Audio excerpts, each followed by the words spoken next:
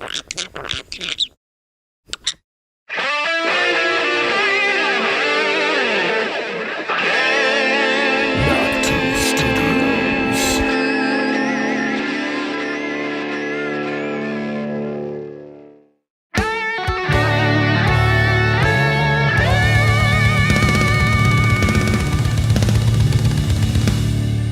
now, Knock 2 Studios presents Common Censored.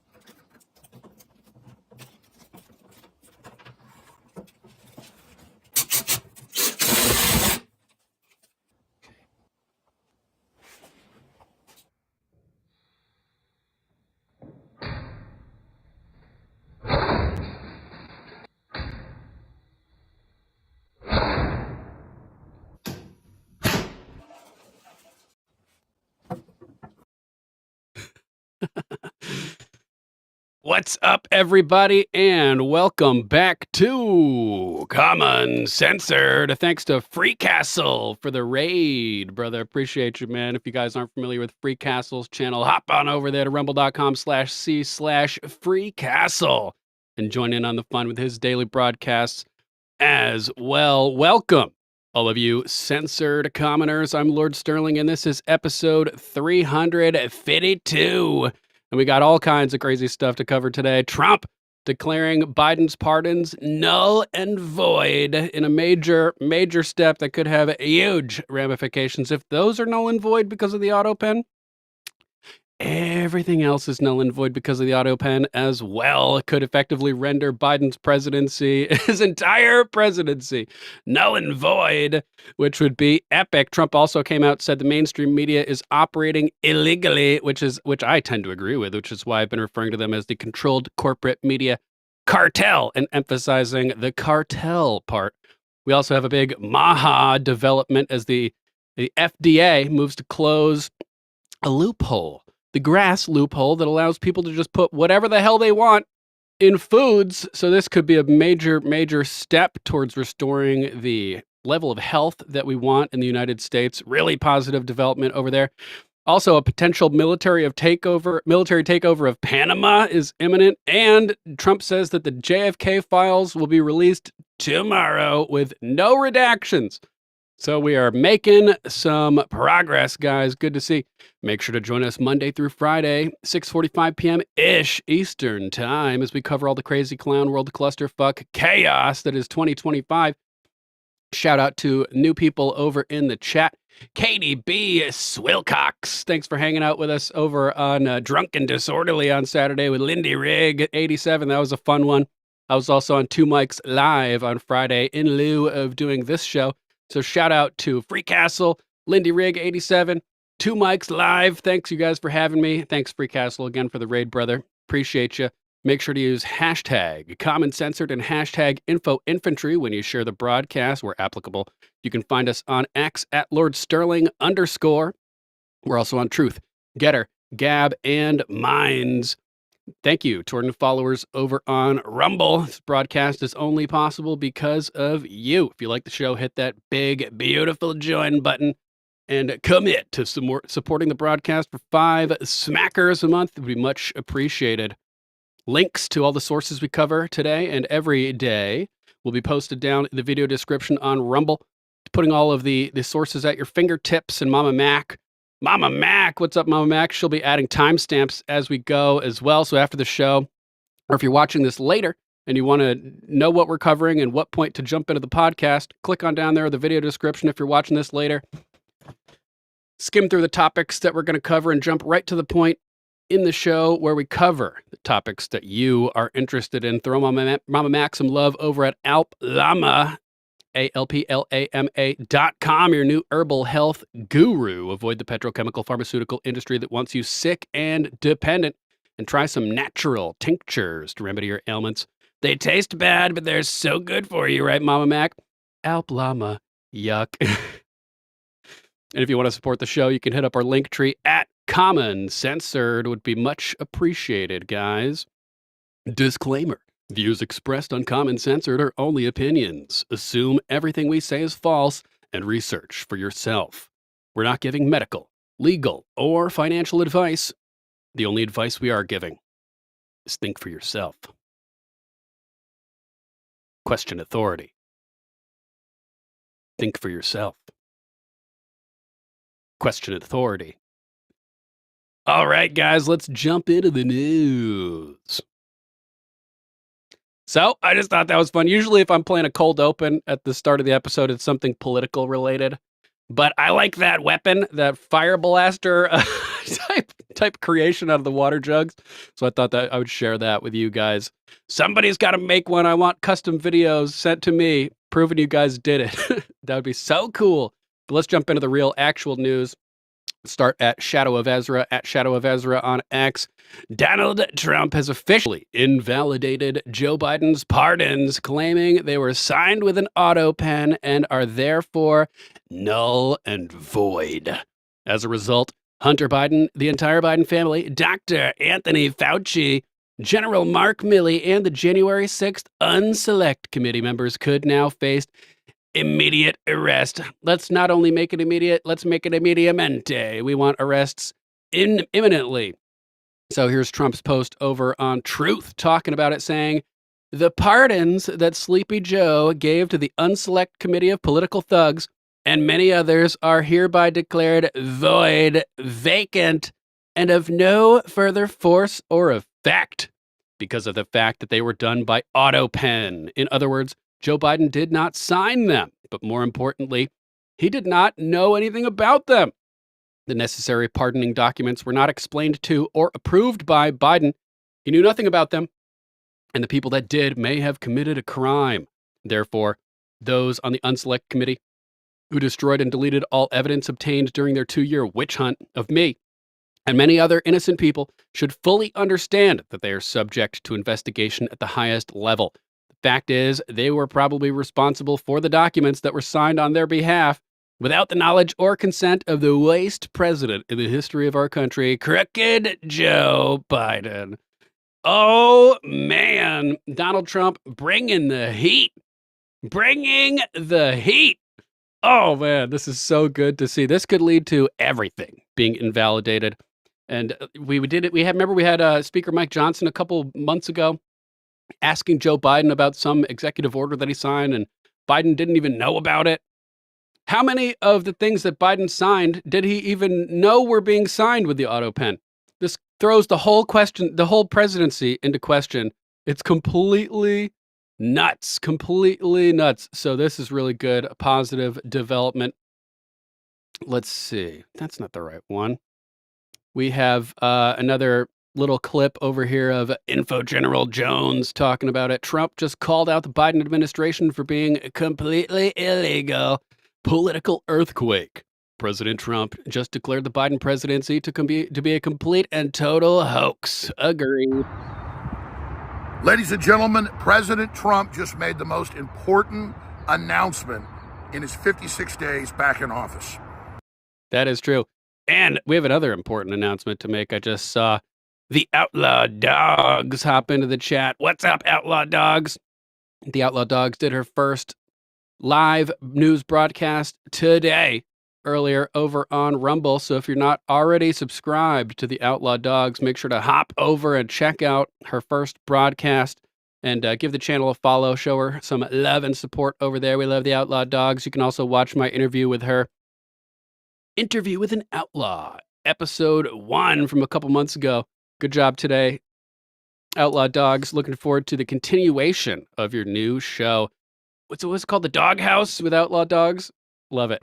On X and Truth Social, he posted a statement below that is absolutely on target. Joe Biden stole the 2020 election. All that evidence has come out. But where we have it cut and dry is the fact that they've only found a few signatures that were real Joe Biden signatures. Everything else was auto pen, and most of the time he was out of DC or out of the country when these were signed. Now, as you know, it came out months ago that Speaker Johnson, over a year ago, went to meet with Biden. Took him months to get into the meeting.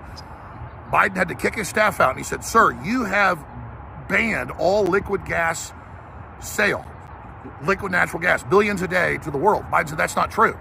Brought in his staff. He found the executive order, said, "Oh my God, who did this?" He reversed it the next day. Okay? Joe Biden. Damn, I didn't know he actually reversed that. So people are literally signing things without his knowledge, and we know that for a fact if he's reversing things that were then pointed out to him as being signed with an auto pen. This is nuts. This is nuts. Constitutional crisis territory nuts. Is totally illegitimate. And under the law, none of the stuff he signed, the executive orders, the pardons, other directives, are legal. We know he stole the 2020, but regardless of that. So Trump and his crew in the last few weeks have announced that they have an investigation. They're talking to the people involved in the White House, and there's a Justice Department criminal investigation. From my White House sources and DOJ sources, I'm told it is their main focus now. And I talked about this a few weeks ago, but now it's openly being announced by the president. This is absolutely massive because the public now knows we have an illegitimate deep state. The trillions of dollars that have been stolen, funneled out the Democrats, the $375 billion that John Podesta over the EPA New Deal green funds gave the Democrats. These people are going down. Yeah, not only is this a massive development, but you could say it's astronomical. An astronomical development. This is amazing. Literally a bureaucratic dictatorship, and we need congressional subpoenas. We need hearings. We need to expose this whole thing and drag these people in. But Trump mainly focuses on the pardons, and those are important, of the J6 criminal committee and all the falsification of evidence and destruction of evidence and everything they did, witness tampering. But it's everything. It's the energy policy, the military operations, the bombing of Russia, all of that. So this system is literally going down right now. And I'm told from our sources that this is probably going to be some of the first indictments that we're going to see, not just Jim Comey, who they've also said is under criminal investigation, James Comey, for the things he did. So we'll be covering this today at 11 a.m. Central, at Real Alex Jones on X with the live feeds, and so much more. But this is the biggest issue, 1,000 times bigger than Hunter Biden's laptop or any of that stuff. The only thing close is starting World War III and over 1 million smuggled kids into the country. I would say the Epstein files are also close because that could indicate that our government is completely captured and being manipulated and run by people who have blackmail over our elected leaders. So I would say the Epstein files is also just about as equally as important because both the Biden auto pen issue and the Epstein files issue asks the central question of who's running our government, who's really in control. So I think those are both big issues. Rockabilly guitar, good to see you. That's right, they're finally fucked. The party is just getting started, guys. Bust out the those party things, that unfold and they're like little I can't remember, the party horns, whatever they're called. You know what I'm saying? And that's right, Mama Mac. Happy St. Patty's Day to all of you with us here today. We've got to bring these criminals to justice. They're corner rats, and that's what makes them so dangerous. So President Trump openly pointing out the fact that Joe Biden's presidency and almost everything he did was illegitimate. Thank you so much. Now get this report out to everybody you know, because this is the end of the globalists, the end of the deep state. Whoop, whoop.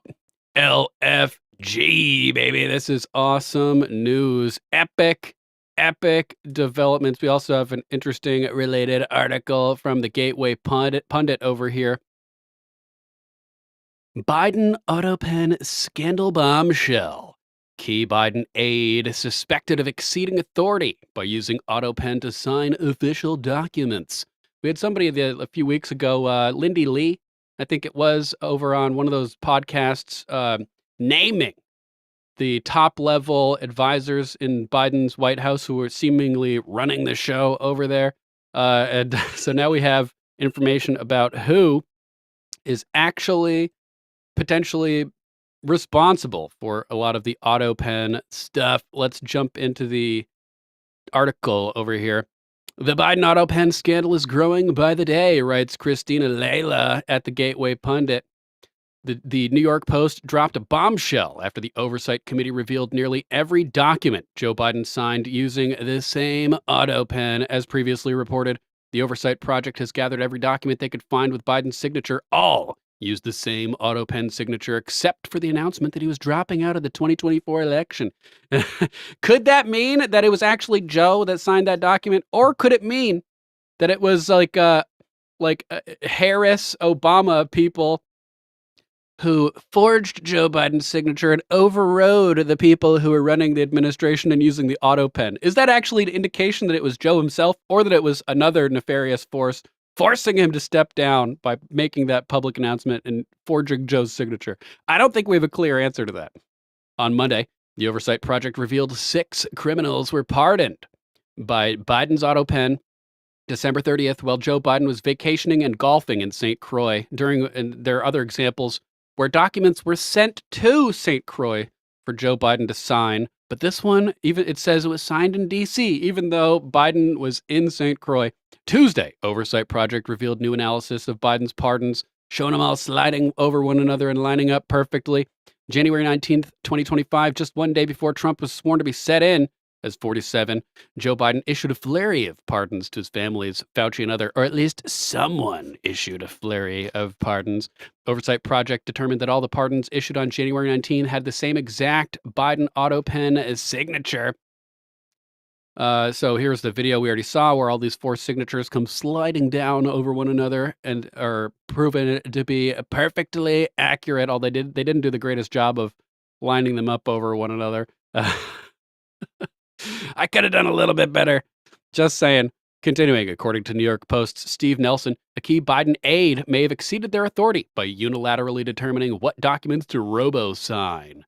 New York Post knows the name of the key Biden aide, but they did not disclose it. In their Friday's bombshell report, an insider told New York Post that he feared this key Biden aide, quote, "I feared no one as much as I feared that staffer. To me, the staffer basically was the president," the person said. "No one ever questioned this particular staffer, period. Everyone, quote unquote, suspected this aide exceeded their authority, but no one would dare say anything about it," the insider told the Post. The insider told the Post's Steve Nelson, quote, "There is no clarity on who actually approved what, POTUS or the aide." Here's an excerpt from the New York Post story. A key aide to former President Joe Biden may have exceeded their authority by literally using an AutoPen to sign official documents, according to 2 former White House sources, as President Trump's aides have set up, quote, "far more restrictive," unquote, rules governing the use of the mechanical device. A document obtained by the Post outlines the narrow set of circumstances in which Trump's signature can be affixed to documents. Following controversy this week kicked off by a Heritage Foundation analysis of Biden's signatures on various records, including last-minute pardons. A small group of officials under both Biden and Trump have been delegated the power to get documents, quote, signed, unquote, robotically. But 82-year-old Crooked Joe's perceived cognitive decline has sparked debate about whether some aides may have assumed his wishes in his final stretch as commander-in-chief. One Biden White House source told the Post they suspect that a key aide to the then president may have made unilateral determinations on what to auto-sign. The Post is not publishing that staffer's name due to lack of concrete evidence and refutations by other colleagues. People who are in the Biden bag, of course, they're going to refute that. The Biden aide, who did not respond to requests for comment, would frequently make mention of what, quote, the boss, the big guy, wanted, the source said. But compatriots would have, quote, no idea, unquote, if it was true, because the internal culture was not to ask questions. So that's always good. Don't ask questions. That's a great way to live. Not think for yourself. Question authority, right? On Thursday, President Trump weighed in on the growing scandal during an Oval Office meeting and asked who was signing all the documents. Take a look at he signs by auto pen. Who was signing all this stuff by auto pen? Who would think you sign important documents by auto pen? You know, these are major documents you're signing. You're proud to sign them. You have your signature on something. In 300 years, they say, oh, look, can you imagine? Everything was signed by auto pen, almost everything. Nobody's ever heard of such a thing. So should have never happened. Crazy stuff.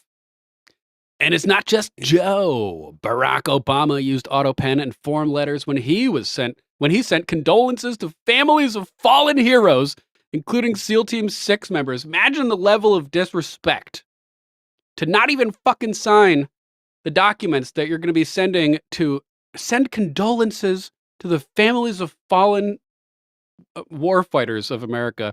That the level of disrespect to not even take the time to just personally sign it to the members of SEAL Team 6 families, like that is insane. As reported earlier, the intrepid investigators at the Heritage Foundation's Oversight Project, led by longtime investigator Mike Howell, has compared the Biden signatures on every document in his administration, discovering they were all auto-penned. Let's see. But it wasn't just Creepy Joe. Barack Obama used an auto pen to sign condolence letters to families of fallen soldiers and used the same form letter for each family. Low effort, no respect. What a smack in the face to them. That's right, T. McGroin. That is right. Total disrespect. Not surprising to me personally, because I think that he orchestrated the murder of the SEAL Team 6, the people who survived past the Bin Laden raid as their helicopter crashed. I think that was one of the topics in the Jack Carr book, The Terminal List. That whole book is full of fictional scenarios that mirror real life scenarios. And there was a SEAL Team 6 helicopter crash in that book as well that turned out to be an inside job. So I think he was referencing Obama murdering SEAL Team 6 back in 2012-ish. Gateway Pundit continues, we discovered this back in 2012 when we were talking to the families of SEAL Team 6 members who were shot down by the Taliban after the death of Osama bin Laden on August 6th, 2011, I guess. So August 6th, 2011, 30 U.S. service members were killed when a CH-47 Chinook helicopter they were being transported in crashed in the Wardak province, Afghanistan. It was the deadliest single loss for U.S. forces in the decade-long war in Afghanistan. 17 members of the elite Navy SEALs were killed in the crash. 2012, Karen and Billy Vaughn, parents of Aaron Carson Vaughn, spoke at the Defending the Defenders Forum, sponsored by the Tea Party Patriots outside RNC convention in Tampa. Karen brought a copy of the form letter they received following their son's death. It's a form letter. You can't even give a customized letter for SEAL Team 6 families? You should be impeached just for that, man. It was signed by an electric pen. That's not all. Karen Vaughn reached out to the parents of the other SEALs killed in that crash. The letters were all the same. Form letters. Signed by an electric pen. Disgrace. Here's a closer look at the letter sent to the parents of Chief Petty Officer Nicholas H. Null. It's the same form letter. Oh, this makes me so mad. After the deadly, it's rivaled only by Biden checking his watch when those 13 service members were brought home from Afghanistan, just repeatedly checking his watch like he had somewhere more important to be. You weren't doing anything anyway, Joe. People were auto pen signing all your crap without you even knowing what was happening. So what were you doing that was so important that you couldn't just sit there during the ceremony? Did you have children to sniff or something? Insane. After the deadliest single loss of U.S. forces in Afghanistan, Barack Obama sent out form letters to parents. But there's more. Obama did send a personal letter to rapper Heavy D's family when he passed away. Get your priorities straight, commies. Oh, man. Absolutely insane. Insane. On a related note, I saw that Hoot Hallow posted this in the chat right at the start of the show. Perfect find. Good one, Hoot. Thanks for sending this. Let's see. Okay, this is posted by Proud Elephant at Proud Elephant US. Breaking: President Trump has officially canceled Hunter and Ashley Biden's taxpayer-funded Secret Service protection. Ruh-roh. You guys are getting cut off. Hilarious. President Trump posting on Truth.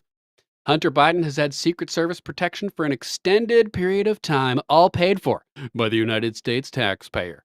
There are as many as 18 people on this detail, which is redonkulous. He said ridiculous, but I said redonkulous there at least. He is currently vacationing in, of all places, South Africa, where the human rights of people has been strenuously questioned.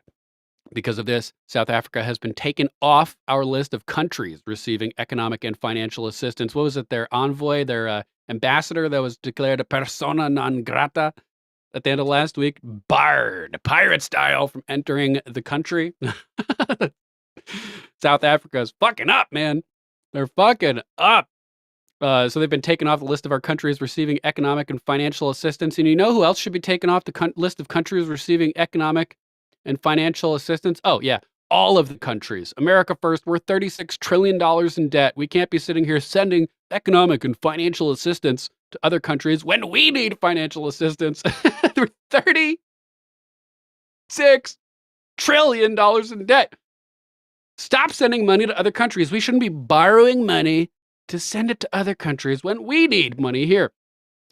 Kaylin V, thanks for joining us. She says, I would like a refund for the taxes I paid to this monster. I agree. Monsters are real, and we know who a lot of them are at this point. He continues, please be advised that effective immediately, Hunter Biden will no longer receive Secret Service protection. Likewise, Ashley Biden, who has 13 agents, will be taken off the list. Bye-bye. Sorry about that. Not. Let's jump over to our next topic as we have a little bit of an update over here from AG Pam Bondi talking about the Epstein files, January 6th, JFK and MLK assassination documents. I'm still feeling, not too bad about this. I think we have the potential for all this stuff to come out. It's just going to take a little time to, if they receive a truckload of documents on the day where it's supposed to come out, they got to go through it. So it's going to take a little bit of time, but things are happening. And like I mentioned at the start of the show, we're apparently getting unredacted JFK files tomorrow, which could be nuts. The MAGA group is mad that they don't know more about the Epstein files. The MAGA group is mad that they don't know more about the January 6th investigation. Are you going to give us any more information on these two issues? Sure. And first to the Epstein, I'm mad that I didn't have more information on Epstein. I was given 200 pages of documents. I've asked Director Patel. He came in after that, of course. I'd asked for those documents prior to Kash coming in. Kash is going to get me all the information. I've asked him to find out why I didn't receive all those documents and he didn't receive all those documents. We've now found out, of course, that they were in New York. We've received truckload of documents of evidence, and Kash is going to give me a deadline on when he can go through that to protect, of course, the victims of sex trafficking who are wrapped into this. And he's going to give me a deadline on when he can get this, and we will get out as much as we can, as fast as we can, to the American people, because they deserve to know. Same with January 6th. We're all working. So Kash has been hyped up about the Epstein files all along, saying he wanted to release them on day one. Unfortunately, that was physically impossible, it seems. But he's on it. He has them now. So I trust Kash more than Pam Bondi. If Kash is running this operation, makes me feel a little bit better, at least. On JFK right now, we will be working on Martin Luther King. All of these things that the president promised, we will be doing. They can try to hide documents from us, but they can't. It might take a little longer. We will find them and we will release them to the American people because it's transparency. The MAGA. Boom, boom, boom. Hopefully we get this stuff immediately. A lot of intrigue surrounding the release of the Epstein files, Martin Luther King. Sorry about that. Let's see. Trying to find the next one. Some of my stuff got out of order here. Here we go. From Bricks Info, our next post. Justin, President Trump announces that files related to Jeffrey Epstein, JFK, and Martin Luther King Jr. will be released in the coming weeks. He had a little interview where he talked about that. I think I have it right over here. Yeah, here we go from Nick Sortor. Just in, President Trump gives an update on the Epstein files. Quote, "It's going to be released. It's moving along, and it's moving along pretty rapidly. We're not going to shut up until we have all the files and arrests are made." That's right, Nick Sortor. We want the truth. Nothing less will suffice. A lot of intrigue surrounding the release of the Epstein files, Martin Luther King files, John F. Kennedy files. Some current and former FBI agents are saying, some of them telling me, that they feel the FBI establishment came out ahead in the standoff sort of with the New York FBI field office over releasing the records, and your Attorney General Pam Bondi demanding them but not getting all that she wanted.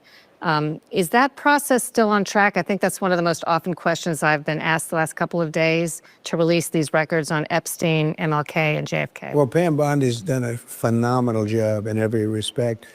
And there could have been some holdback. I haven't heard too much about it, but they could. But the bottom line is the records are getting out. The Kennedy records are getting out. Those are the ones I really wanted to see the most, were the Kennedys. And during my administration, as you know, I released a lot of them, but then a lot of people started coming in, people that I respected, people that worked for the administration, asked me not to release the rest. And I respected that. They gave me certain reasons, but I respected that. And I did say, I must tell you, I said that probably wish I did release the whole thing, because I have no idea what's in there. But since then they found, and we found 2,000 more documents on Kennedy. And the one they want most is Kennedy, and it's going to be released. It's moving along, and it's moving along pretty rapidly. It doesn't go that rapidly. Weeks maybe, or longer? I say weeks, yeah, I say weeks. Boom. So weeks for everything. But now we do know that the JFK files are set to be released tomorrow. Real Alex Jones posting a video of Trump talking. We are tomorrow announcing and giving all of the Kennedy files. So people have been waiting for decades for. That's right. Mama Mac pointing out in the chat, all of this is taking attention away from coof truths. We need arrests over the coof and the jib jab. Hard to argue against that, Mama Mac. Agreed. And I've instructed my people that are responsible, lots of different people, put together by Tulsi Gabbard, and that's going to be released tomorrow.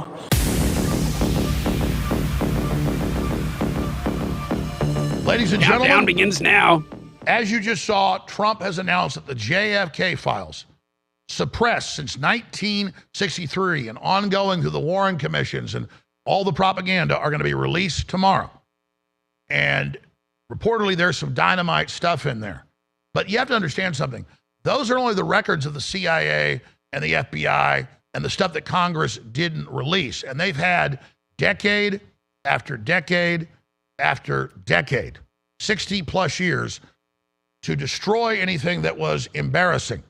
Now, there have been some releases over the decades where you learn that George Herbert Walker Bush, who was in the CIA, they tried to deny it, later became the director of it, never quote being in it, was a section leader, was on the ground, he was photographed there as well. You learn that Oswald was in the CIA and an FBI file. So there's been some big stuff. I think we're going to see some really important things, but I got to tell you, if you think the corrupt system in 60 years hasn't had time to go through the archives and the records and get rid of a lot of this stuff, you got another thing coming. And if you think they wrote down their illegal operations in the first place, you probably got another thing coming as well. The Warren Commission was there to scoop up all the research and all what people knew and what Jim Garrison was exposing, and then basically hide it, destroy it, whitewash it. And it's the same thing with the Epstein files. Sure, release them all. Do you think with Comey and his daughter running the cover-up in the last decade, do you think they haven't destroyed the key stuff and the hard drives and the VHS tapes of the kids getting molested and raped? And sure, they hid a bunch of stuff from Pam Bondi. A few weeks ago, they went and raided it in New York. It says you got a truckload. They're going through that right now. I want to see that soon. But when Trump says, oh, the JFK thing is going to be really big, he said that yesterday. He said, oh, it's coming out soon. It's going to be really big. Maybe I'm wrong. Maybe there's going to be something really incredible there. But we already have in national polls, 95% of Americans on average say the government killed Kennedy. We know it. I interviewed the deathbed confession of E. Howard Hunt that was there on, shooting, running the operation. I mean, this stuff has. Yeah, E. Edward Hunt said that he was a bench warmer in the plot. He was connected to Bush Sr. and Zapata Oil and everything. And real quick, Bill Dozer says he's taking Mini Dozer over to the dock. Thoughts and prayers over to Bill Dozer's Mini Dozer, hoping that him or her, hoping that Mini Dozer makes a full swift recovery, Bill Dozer. And yeah, good luck over there. Sorry to hear that. Come out. And so for me, I'm excited about it, but at the same time, I want the UN documents on mass human trafficking and sex slavery and snuff films that are admitted, but we never get. Yeah, back in the 90s, they got busted. UN and DynCorp, human trafficking. I referenced it in one of my songs. I think "Cut It, Son." UN and DynCorp kidnapping your daughters and sons. I said I want to abolish the private Federal Reserve and then audit them first, get their records. I mean, I want all of these other areas that don't get a lot of attention to be brought out as well. And we already know that they stole trillions of dollars the last 4 years, $375 billion that Podesta was over from the Green New Deal they just stole. I mean, I want them indicted. We have their ass cut and dry, ladies and gentlemen. And I want Trump to declassify what's going on with geoengineering or the chemtrailing that the former CIA director admitted before he left office under Obama. 9-10 years ago, he first talked about it a few years before Obama left. John Brennan. I want to see Trump not just release the chemtrailing operations, the geoengineering is what they call it. I want it stopped. But regardless of what comes out tomorrow with the JFK files and soon the RFK and the 9/11 files he says he's releasing and the files on Martin Luther King, the iron curtain of censorship and secrecy that DC has become, a Mordor against the people, that's why I have this background here, is crashing down, and Trump is delivering as good as he can. Wendy Wild. Have a good time, Wendy. Catch you in a little bit. On what documents are still there. So very interesting. We'll be covering it tomorrow, obviously, when it comes out on the Tuesday broadcast. But I wanted to give you the rest of the story. Thank you so much for watching. Be sure and follow me right here at Relix Jones. And if that ever goes down like X did last week, you can find us at Infowars.com/show and band.video. God bless you all. Band.video. Oh, yeah. So here's the trending topic over on X. Trump to release 80,000 JFK files unredacted. Unredacted. President Trump has announced the release of approximately 80,000 pages of documents related to the assassination of President John F. Kennedy. These files are set to be released unredacted on Tuesday. Following a commitment Trump made to increase transparency, the move has been anticipated for decades, offering potential new insights into one of the most investigated events in U.S. history. And Trump has said, like we saw in that clip, he doesn't know what's in there. But according to Roger Stone, he does know what's in there. And it's super, super damning and will send shockwaves across the political world. So hopefully real info does come out. Ooh, look at that angle. Wow, where is he there? What a crazy room. Crazy room. Is that the JFK Live Center, John F. Kennedy Center for Performance Arts? What a room. Look at this sculpture of JFK over there. Murdered in his prime in a massive tragedy as he attempted to return the power to coin money back to the Treasury and was doing a bunch of good stuff. So if you guys want the trending topic, link will be in the description so you can get everybody's takes on the whole situation. As usual, I like to post some trending links in there so you guys can get a whole plethora of sources to look through. How about this one? This is another big one. Trump. Holy smoke, says Benny Johnson. Trump says the fake news media is operating illegally. I believe CNN and MSDNC are political arms of the Demon Rat Party, and they're really corrupt and illegal, he says. Illegal being the key word. I agree. And I believe that CNN and MSDNC, who literally write 97.6% bad about me, are political. So that's funny. I ad-libbed that and said MSDNC. But but apparently he actually said MSDNC, and this is a poorly transcribed quote. Hilarious. Let's start again. Sorry about And I that. believe that CNN and MSDNC, who literally write 97.6% bad about me, are political arms of the Democrat Party. And in my opinion, they're really corrupt and they're illegal. What they do is illegal. It makes no difference how big a victory I had. I can have the biggest victory in history. It makes no difference what kind of a failure the other side has. And I believe that CNN. Boom. I think he's right, man. I think it's literally illegal. That's why lately I've been saying controlled corporate media cartel, because they all push the same narratives. They all coordinate behind the scenes to push the same narratives. It's like copy and paste across all the various networks with all the same talking points. Like he points out, 97% negative coverage, positive coverage of the Demon Rat Party. It's collusion. It's a cartel. It's fraud. It's racketeering. It's it could be a big RICO investigation, in my opinion. Their broadcasting licenses should be pulled, and they should be given to people that are doing actual journalism with unbiased coverage. It's all illegal. It's all a scam.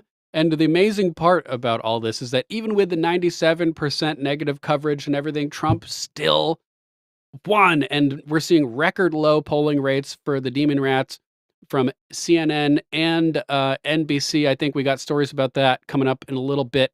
Here's the trending topic for this one as well, if you want to get the link and scroll through everybody's different takes. Trump labels CNN, MSNBC as, quote, illegal in DOJ speech. During a speech at the Department of Justice, President Trump labeled CNN and MSNBC as, quote, corrupt, unquote, and illegal, unquote, for their critical coverage of him. Trump accused these networks of being political arms of the Demon Rat Party, suggesting their negative reporting, which he claims constitutes of 97.6, very precise number there, Mr. President, of their content about him could be against the law. His statements have sparked a debate on the boundaries of free speech and freedom, press freedom in the United States.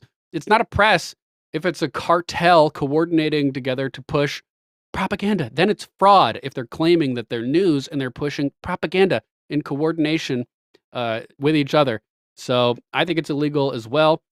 Look at Assenstein over here. These are the words you'd hear from a fascist dictator. Imagine Joe Biden went to the DOJ and declared that Fox News were illegal. Fuck you, Brian Krassenstein. Loser.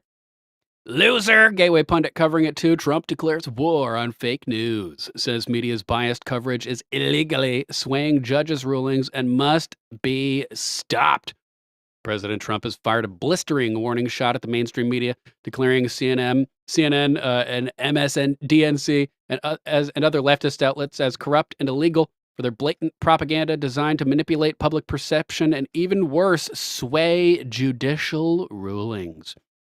For years, the mainstream media has colluded with the radical left to paint a distorted reality where Trump is the villain and their corrupt demon rat allies are the heroes.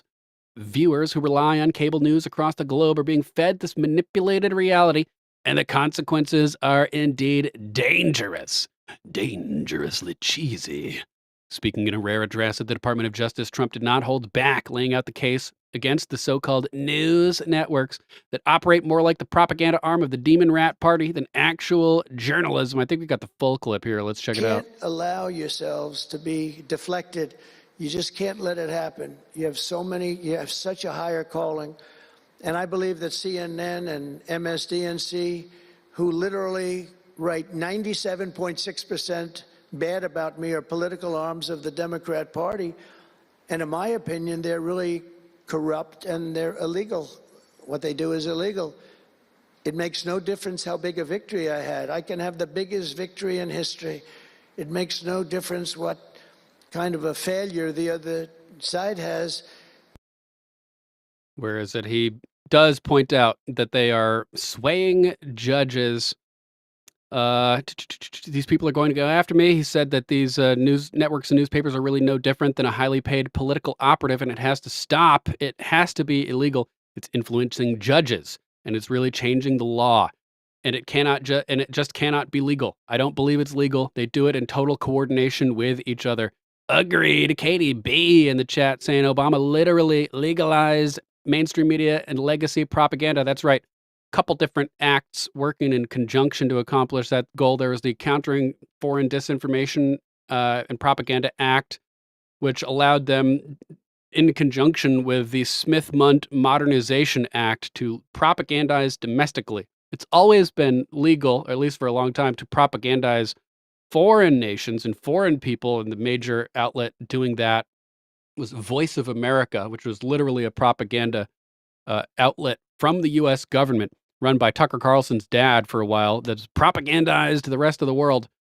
But Smith-Mundt Modernization Act and Countering Foreign Disinformation and Propaganda Act made it legal for them to do it here, to propagandize us, which is, you guys know actually exactly what it is. It's pure evil!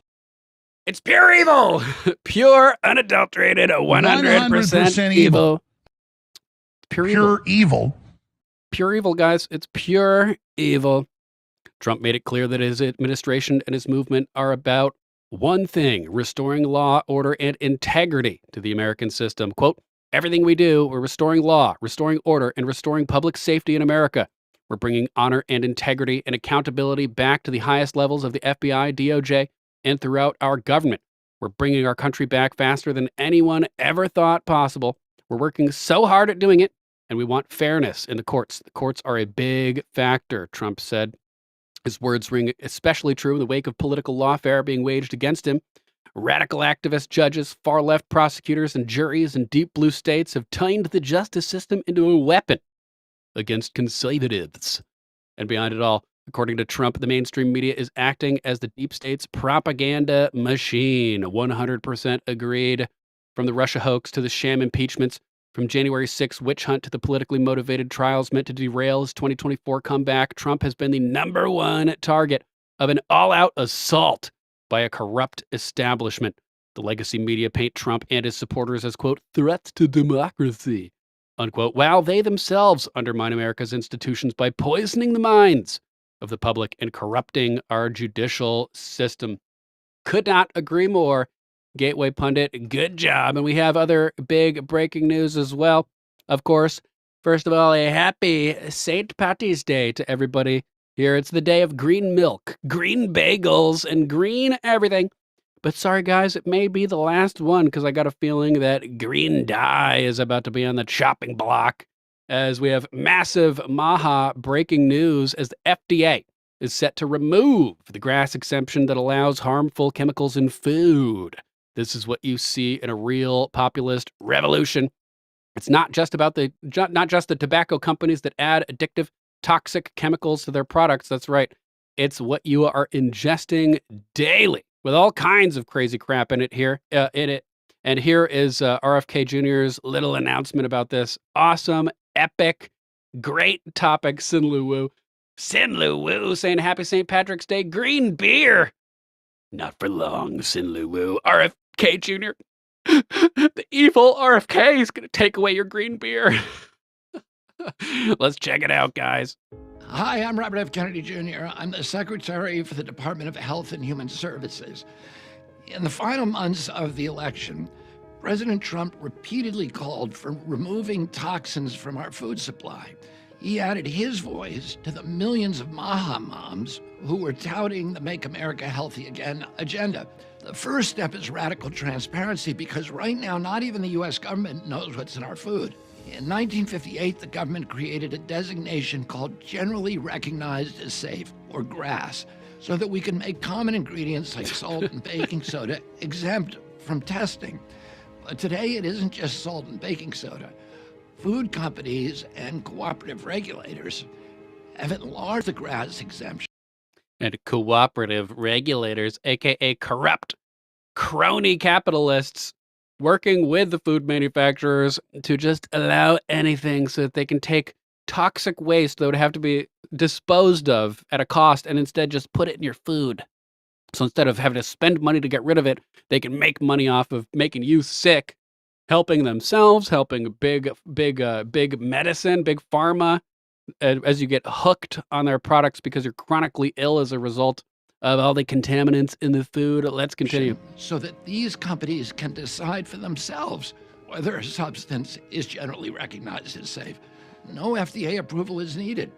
European nations, on the other hand, require that a chemical be proven safe before it becomes a food ingredient. Makes sense.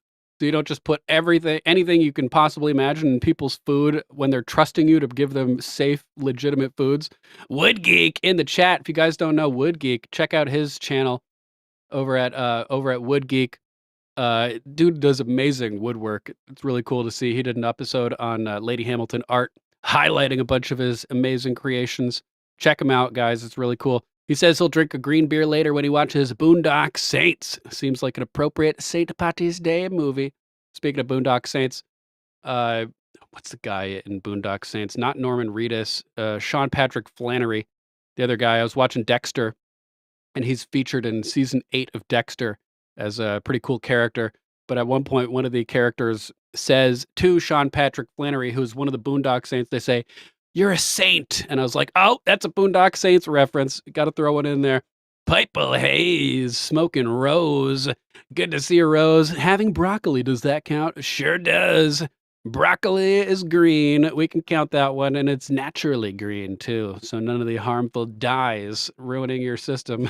In our country, the GRAS standard means that every chemical is presumed safe until proven dangerous, and that proof might not happen until millions of Americans are sick with chronic disease. This mass experiment on the American population with GRAS has, in short, been a catastrophe. We now have around 10,000 chemicals in our food, while Europe has only 400. For example, titanium dioxide, potentially linked to DNA damage and cancer, is banned in the EU, but it's in our children's food. Potassium bromate, a suspected carcinogen, banned in Europe and Japan. And you guessed it, it's in our children's bread. Food dyes such as red dye 40 and yellow 5 and 6 come with warning labels in Europe. They're linked to behavioral issues in children, but in the US, they're generally recognized as safe. I can't really blame the food companies. They're just doing what we've allowed them to get away with in a system that's taken on a life of its own. We all agree now that it's time to change the system, and that's exactly what we're going to do. I am today directing the FDA commissioner to start the process of changing the rules to eliminate the self-affirming GRAS pathway for new ingredients. I'm also directing the FDA and NIH to ramp up post-market assessments of GRAS chemicals currently in our food so that we can rapidly identify the compounds that are making Americans so sick, and so that American consumers and regulators can make informed decisions. This issue isn't going away. Moms aren't going to return to wanting chemicals in our food that are banned in other developed countries. Even industry knows that we have to change. So I promise you, I'm going to work with all parties, the companies, the moms, the scientists, the consumer advocates, to make American food the healthiest in the world the way that it was when I was a child. Produced by the U.S. Department of Health and Human Services. So good, man. So good. For all the potheads, so Wu says, my pot is greenish. Purple Haze Smoking Rose's pot, though, is probably purple. Probably purple. And Wood Geek says he's got some new projects teed up for streams and videos. So make sure to go subscribe to Wood Geek now, before it's too late, so you don't miss his new woodworking projects. That's exciting. Looking forward to seeing that stuff. Thanks, Wood Geek, for the update. So this is great. We also have another interesting story over here posted by Rod D. Martin, at Rod D. Martin over on X. Incredible. He says Trump just signed an order to eliminate 8 federal agencies. Have you ever seen anything like this? This is massive and unprecedented move. A massive and unprecedented move. Let me break it down for you. So we got a thread over here. 1, the order is Trump's latest attack on the deep state unconstitutional array of unaccountable, quote, independent agencies. There cannot be an independent agency inside of the executive branch. Everything answers to the executive branch. And if you want to make something independent, you would need a constitutional amendment. All of these laws that they pass with a simple majority they've convinced the American public are legitimate because of democracy. It's all bullshit. It's all unconstitutional. There's no such thing as independence within the executive branch. He's giving agency heads 7 days to justify their existence or face the chopping block. Judo chop. Hint, they can't justify their existence. Ooh, look at this. Elections have to matter. Independent agencies are grossly unconstitutional. Somebody else with a little bit of common sense, actually Rod D. Martin himself, who agrees with my analysis. If presidents can't control the executive branch, elections don't really matter. The administrative state exists to perpetuate unelected demon rat control no matter who wins or loses. It has to end. So that looks like a good article over there. Check that one out. Number 2, the targets 8 agencies. Voice of America's corrupt Marxist parent, USAGM, Federal Mediation and Conciliation Service, Woodrow Wilson International Center for Scholars. Woodrow Wilson was a loser.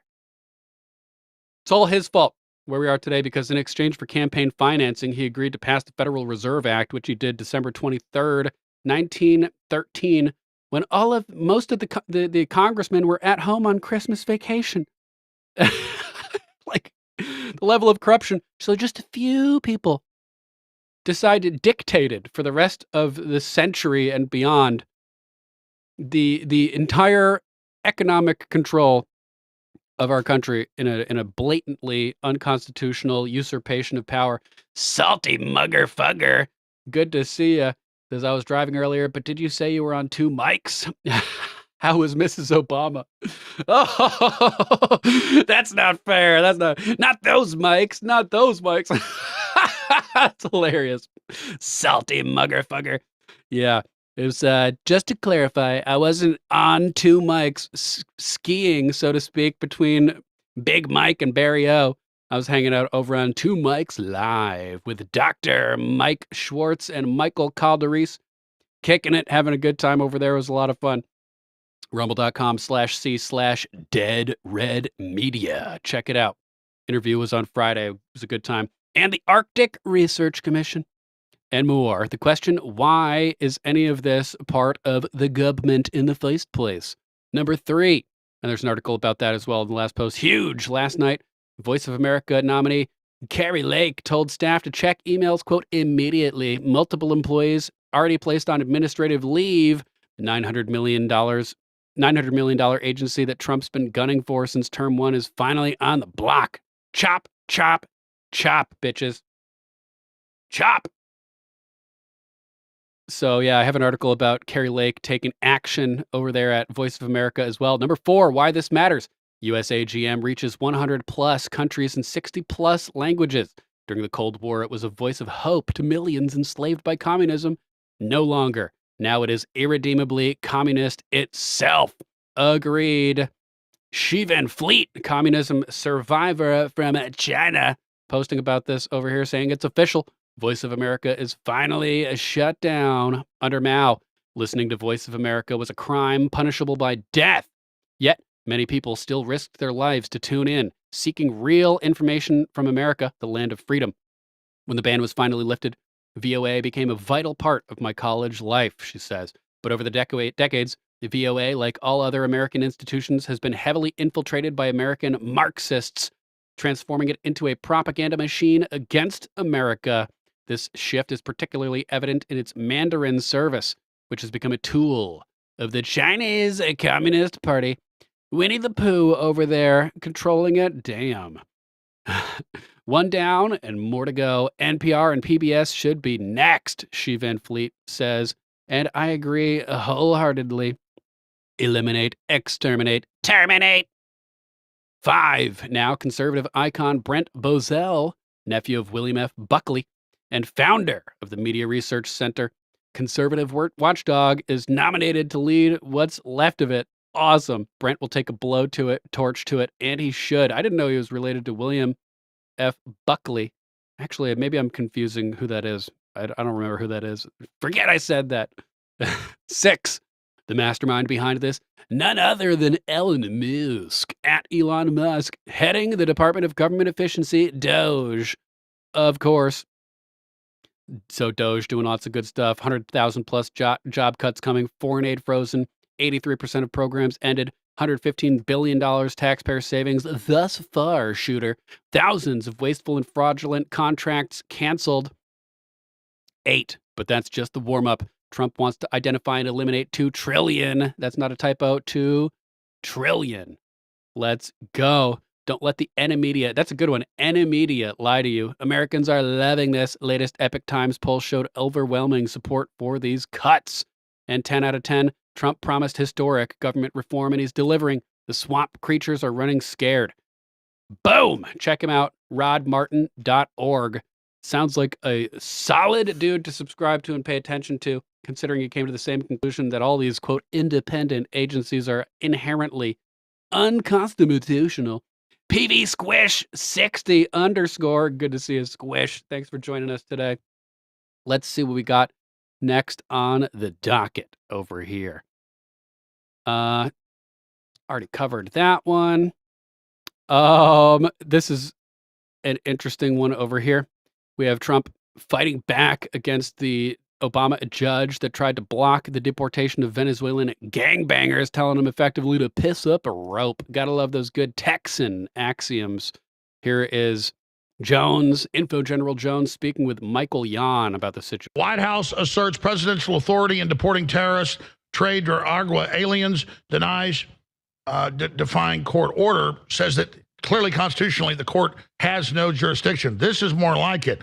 Now we've got Trump ignoring these Obama globalist judges. Let me read her statement. The administration did not refuse to comply with the court order. The order, which had no lawful basis, was issued after terrorist TDA aliens had already been removed from U.S. territory and delivered to El Salvador. The written order, administration's actions do not conflict. Moreover, the Supreme Court has repeatedly made clear federal courts generally, and so the Ninth Circuit last year, have no jurisdiction over the president's conduct of foreign affairs, his authorities under the Aliens Act, and his core Article 2 powers to remove foreign alien terrorists from U.S. soil and repel a declared invasion. A single judge in a single city cannot direct the movements of an aircraft carrier, foreign alien terrorists aircraft carrying were physically expelled from the U.S. soil. Again, a single judge in a single city cannot direct the movements of an aircraft carrying foreign alien terrorists who were physically expelled from the U.S. soil. Boom. So this is absolutely the way to go. Michael Yon. You know, the other day, Newt Gingrich is a historian, right? And you know the value of history. All the serious military accomplished military generals throughout and colonels throughout time, they've been serious historians, right? Newt Gingrich said on a private chat just maybe 4 or 5 days ago, he said that, when these judges are doing these things, there was a precedent for this, and I think it was in the 1800s, and the president just abolished their positions. And I'm unclear of the details on that. You might be, Alex, because you're so versed in these sorts of... 95% of the judges are administrative in their agency and can be fired. Trump's already fired a bunch of immigration judges that wouldn't even show up or hold hearings for deportation. So yes, almost all the judges, unless they're lifetime appointments actually to the main higher level federal courts, can be dismissed at any time. The others, the higher level appellate court judges, they have to be impeached by Congress. It's interesting because if we can do it, obviously we need to use every lever in the cockpit to do this and just execute. I mean, we need to stop talking and start doing. Just stop. Well, notice talking, how the left and the UN and Mayorkas that used to head up the big Jewish charity, that's one of the big ones with the Catholic charity doing this. They just did all this illegal stuff. We're just doing constitutional stuff.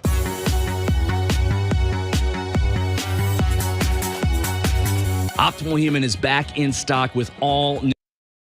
That's right. Good stuff over there. Just don't listen to these fucks. They don't have any authority to do any of this shit that they're doing. The judicial branch doesn't control how the executive executes the laws. That's the role of the executive branch, literally. The legislature makes the laws. The executive branch enacts the laws, and the judicial branch interprets the laws. They're vastly overstepping their authority to interpret the laws, in my opinion, over here. How about this one? Minnesota bill proposes, quote, Trump derangement syndrome as a mental illness. The Minnesota Senate has introduced a bill, SF number 2589, proposed by Republican senators, which seeks to amend state statutes to officially recognize Trump derangement syndrome as a mental illness, TDS. The bill defines TDS as a condition significantly impacting daily function due to irrational fear or hatred of Donald Trump. This legislative move has sparked discussions and a range of reactions, with some treating it with humor or irony, while others engage in debates about its implications on political discourse.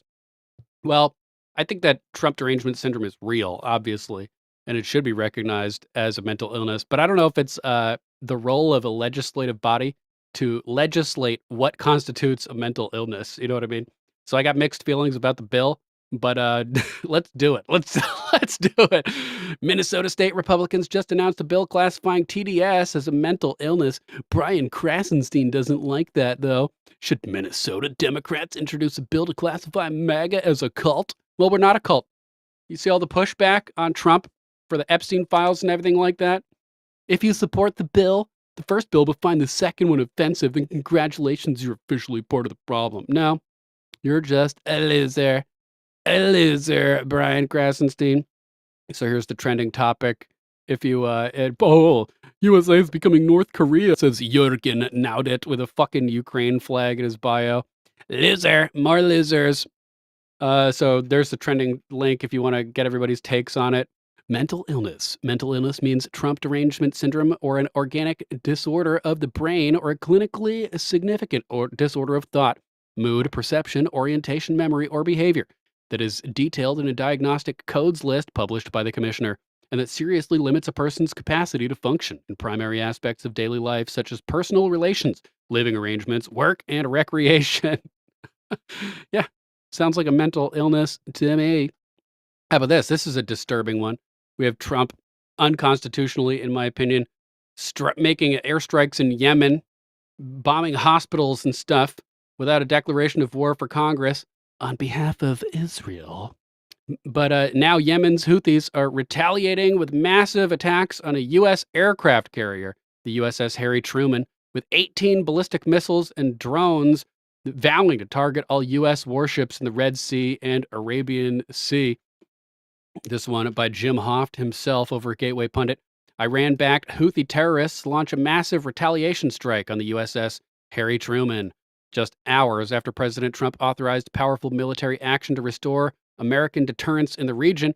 The emboldened Houthis fired 18 ballistic and cruise missiles along with a drone attack, vowing to escalate against all U.S. warships in the Red Sea and Arabian Sea.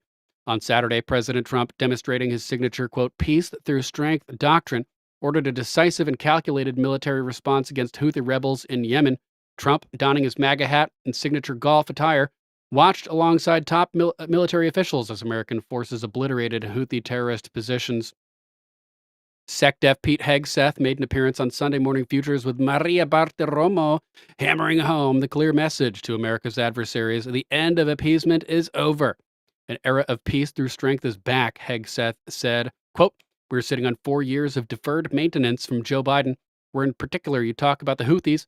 They were allowed for over 100 times to shoot at U.S. ships, to shoot at commercial shipping, Hegseth continued. And it's all true. But if you want to launch attacks and effectively declare war, that needs to be a congressional action. The president does not have the constitutional authority to unilaterally launch, wars basically in foreign countries. This campaign is about freedom of navigation and restoring deterrence. The minute the Houthis say, we will stop shooting at your ships, we will stop shooting at your drones, this campaign will end. But until then, it will be unrelenting. Quote, we will not be nice about it. This is not the Biden administration. The message is clear. We will come after the Houthis until they stop shooting at our ships, and Iranians better stay out of it. So crazy stuff, escalation occurring in the Middle East. Not exactly super excited about this development. But, this is what's happening over there. So March 15th, CENTCOM initiated a series of operations consisting of precision strikes against Iran-backed Houthi targets across Yemen to defend American interests.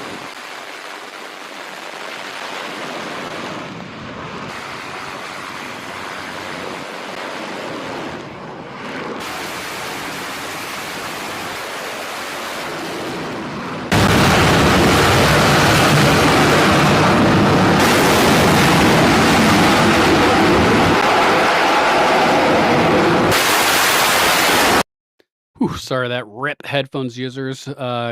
So as expected, as a result, the Iran-backed terrorists vowed revenge, launching a series of brazen attacks against U.S. military assets.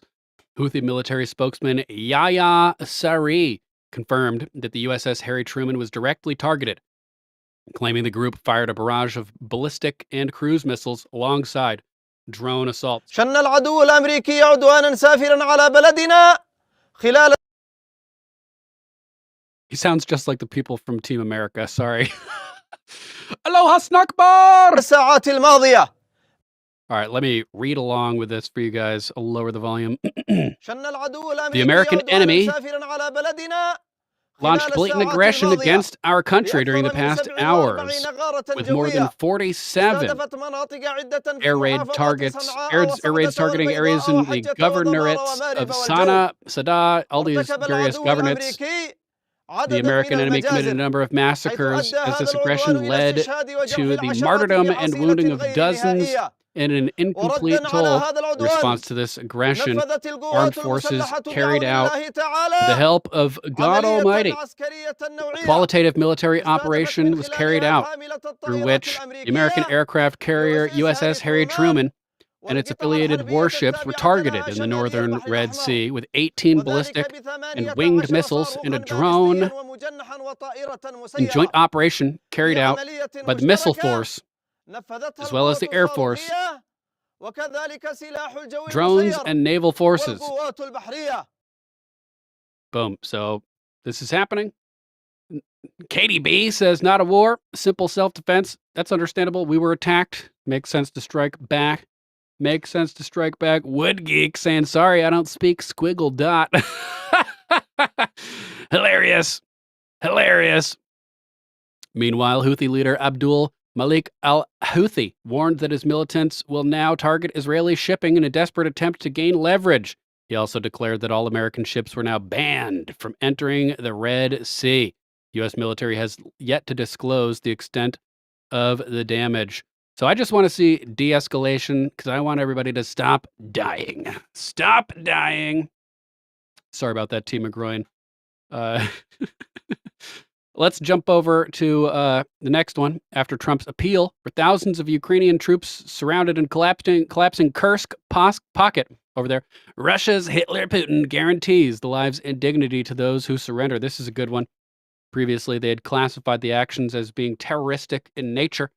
But Putin said that if they get a stand-down order, that they will spare their lives and treat them with dignity, which is pretty good. Between secret meetings and the very public social media postings, the peace process between the U.S. and Russia involving the end of the war in Ukraine continues with big momentum.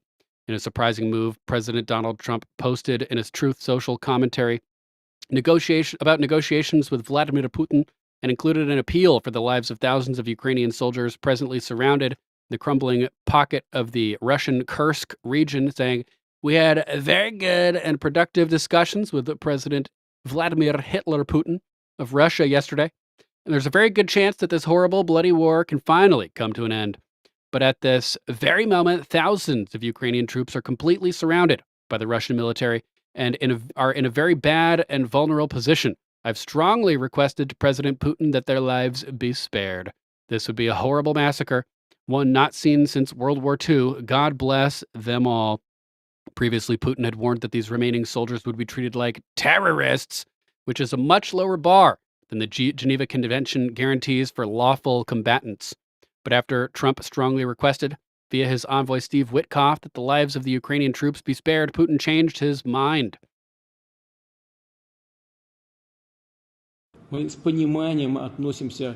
So here is Putin speaking. I'll read it for you guys as well. At the same time, we understand the president's call. Trump's policy on these military personnel for humanitarian reasons. In this regard, I would like to emphasize that in the case of laying down arms and surrender, they will be guaranteed life and decent treatment in accordance with the norms of international law and laws of the Russian Federation. For the effective implementation of the appeal of the President of the United States, a corresponding military political order is needed. The leadership of Ukraine to its military units. Lay down your arms and surrender. And unfortunately, it does not look like that is going to be happening. Slavyangrad reported the words of Dmitry Medvedev saying, quote, now, at a meeting of permanent members of the Russian Security Council, the Supreme Commander-in-Chief said, quote, if they lay down their arms, the Ukrainian troops in the Kursk region will be guaranteed life and decent treatment. This is a very humane approach by our country, but its flip side for the Ukrainian Nazis mean that if they refuse to lay down their arms, they will all be consistently and ruthlessly annihilated. Strong words, strong words. We had an unconfirmed video of Russian soldiers claiming that they'd been issued not to attack Ukrainian armed forces during their withdrawal from the Kursk region. According to him, between 8,000 to 10,000 troops are leaving the area on foot. So it looks like the order was given by President Putin over there. We have another update. Peace is the prize, as President Trump and Putin are set to hold talks this week as peace progress gains momentum. This was from yesterday. The peace process between the U.S. and Russia is gaining momentum despite the constant weeping and gnashing of teeth by the liberal globalist networks all over the planet. Proof of that is the fact that after the lower level talks have continued nonstop, Presidents Donald J. Trump and Vladimir Hitler Putin are reportedly set to hold talks again this week. A fact that is a sign of meaningful developments because the top dogs don't get involved unless there's significant progress.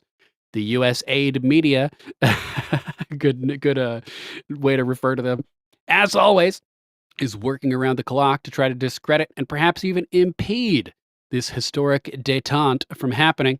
We just saw the MSM falsely report that Putin left U.S. Special Envoy Steve Witkoff waiting for 9 hours before receiving him for talks in the Kremlin, leading to Trump debunking the story in a truth post, calling the fake news, quote, reporters, unquote, quote, sick degenerates. Agreed. So this is good. We can look forward to continuation of peace talks. This happening as Mark Rutte from NATO confirms that NATO membership for Ukraine is off the table and that the plan is to restore ties with Russia after the war. Yes, this is massive. The amount of resources that Russia has, we need to all be working together to mine and develop these resources for the betterment of humanity as a whole. We got to stop these conflicts, man, these pointless, stupid conflicts, especially the Russia stuff. As they just lie, the media, about everything regarding this situation. The whole point was they saw this coming years ago. The Russia hoax was just to drive a wedge between the countries so that this cooperative collaboration to develop Western civilization to heights never before seen would be cut short in its tracks because, as you know, with their whole climate agenda and everything, their goal is to shut down industry and Western civilization as a whole, in my opinion. So that's more bad news for Zelensky. In a recent development, NATO Secretary General Mark Rutte confirmed that Ukraine's long-cherished dream of joining the alliance is officially off the table, following former President Donald Trump's decisive stance on the issue. In an interview with Bloomberg on Friday, Rutte acknowledged that, or Rutte, I'm not sure exactly how to pronounce it, announced that NATO is shifting focus away from Ukraine's accession and instead preparing for an eventual normalization of relations with Russia. This is great news, man. Great news. When pressed on whether Trump had effectively pulled Ukraine's NATO bid off the table, the Secretary General answered with a blunt yes, quote unquote.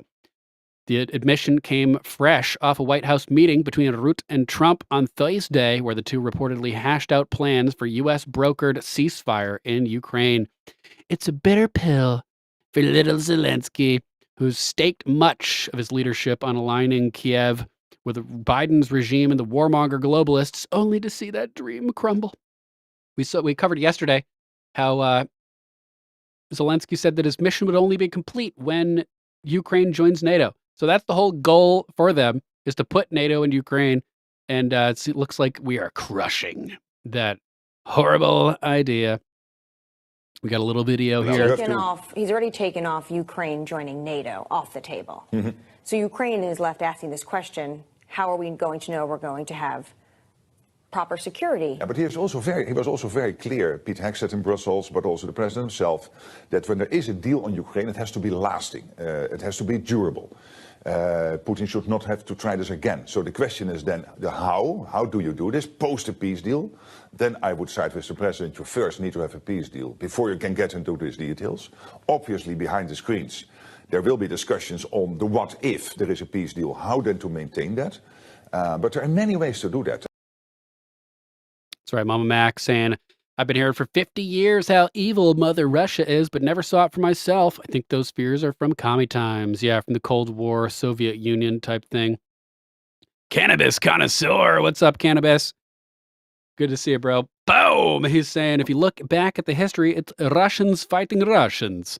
Sounds about right to me. Katie B saying, talking about the Middle East situation, says, issue is Turkey is already NATO. And mucking these things up now because Ukraine ploy failed for the globalists. Sounds about right to me, Katie. Thanks again for joining us. Biggs saying Europe needs Russia for fuel. Yup. Bigly, Biggs. Bigly, brother. Good to see you, Biggs, as always. So, good stuff, man. Good stuff. The NATO chief also signaled that the alliance is already looking ahead to restoring relations with Russia after the war. Anne-Marie Hordern saying, before you were Secretary General of NATO, you ran a European country. Would you be willing to do business again with Russia after this? Because we're hearing reports of things like maybe gas deals coming back into play. Well, I'm not there because, first of all, you have to maintain the pressure on the Russians to make sure that they do whatever is necessary. That's why we have the sanctions. Let's not be naive about the Russians. But longer term, Russia is there. Russia will not go away. Ask Napoleon. Ask Hitler. Ask the Bolsheviks? I've had many dealings with President Putin till 2014. In my first 4 years as prime minister, we had many negotiations. I think it's normal if the war would have stopped for Europe to somehow, step by step, and also for the U.S., step by step, to restore normal relations with the Russians. We are absolutely not there yet. We have to maintain the pressure on them to make sure that they're willing to engage seriously in talks with the American administration, of course. Also with the Ukrainians. Boom, but we are making progress, baby. Going in a good direction over there. At least possibly. We also have Megatron at Megatron_Ron posting breaking. Europe is about to enter the war in Ukraine. British Prime Minister Keir Starmer announced plans to send peacekeepers to Ukraine move into, quote, operational phase. He says, Putin's response to the ceasefire is, quote, not good enough, Starmer said. European military leaders will meet as early as Thursday in Britain to discuss sending peacekeepers to Ukraine. The British Prime Minister also emphasized that any peace plan for Ukraine requires mandatory U.S. involvement. Guess what, Keir Starmer? You're not the fucking boss of us. You can't tell us what is mandatory. You weak son of a bitch. Have you seen this guy try to hit a heavy bag? It's fucking pathetic. My 1.5-year-old niece can hit a heavy bag harder than Keir Starmer. Embarrassment to mankind as a whole. Good afternoon. And we agreed to accelerate our practical work to support a potential deal. So we will now move into an operational phase. Our militaries will meet on Thursday this week here in the United Kingdom to put strong and robust plans in place to swing in behind a peace deal and guarantee Ukraine's future security. Katie B, kind of homeless at the moment for AM stuff in the morning. Sorry, Katie B, I can't help you. I'm asleep in the AM. Well, not for the first half of the AM. For the first half of the AM, I'm still awake. But then I'm asleep for the rest of the AM and part of the PM. Although I wish I could help you out with that. So I don't even know who's on in the mornings because I'm not awake. Is Dan Nunn broadcast in the mornings? Look into the Nunn Report if you haven't checked out Nunn Report before, Katie B. Great show. Great show, Sin Luwu. Blah, blah, blah, blah, blah, blah, blah, blah, blah, blah, blah. Yep, that's all I heard as well, Katie, Sin Luwu. How about this? I mentioned it before. Here is the, are there some stories about this? Demon rats hit rock bottom. NBC poll shows just 7% of Americans have a, quote, very, unquote, favorable opinion of the Demon Rat Party. 7%. Oh, none this afternoon. Damn, I'm still too early for me though. T. Oh, so this is hilarious. NBC, only 7% of people have a very positive view of the Demon Rats, and only 27%, of registered voters say they view the Demon Rat Party positively. Their house of cards is collapsing, even with the controlled corporate media cartel pumping and amplifying their message. Bryce Acosta, good to see you, bro. Bryce, welcome back. Brigitte Macron has bigger balls than Keir Starmer. Yeah, and that Danish princess with the Arnold Schwarzenegger arms.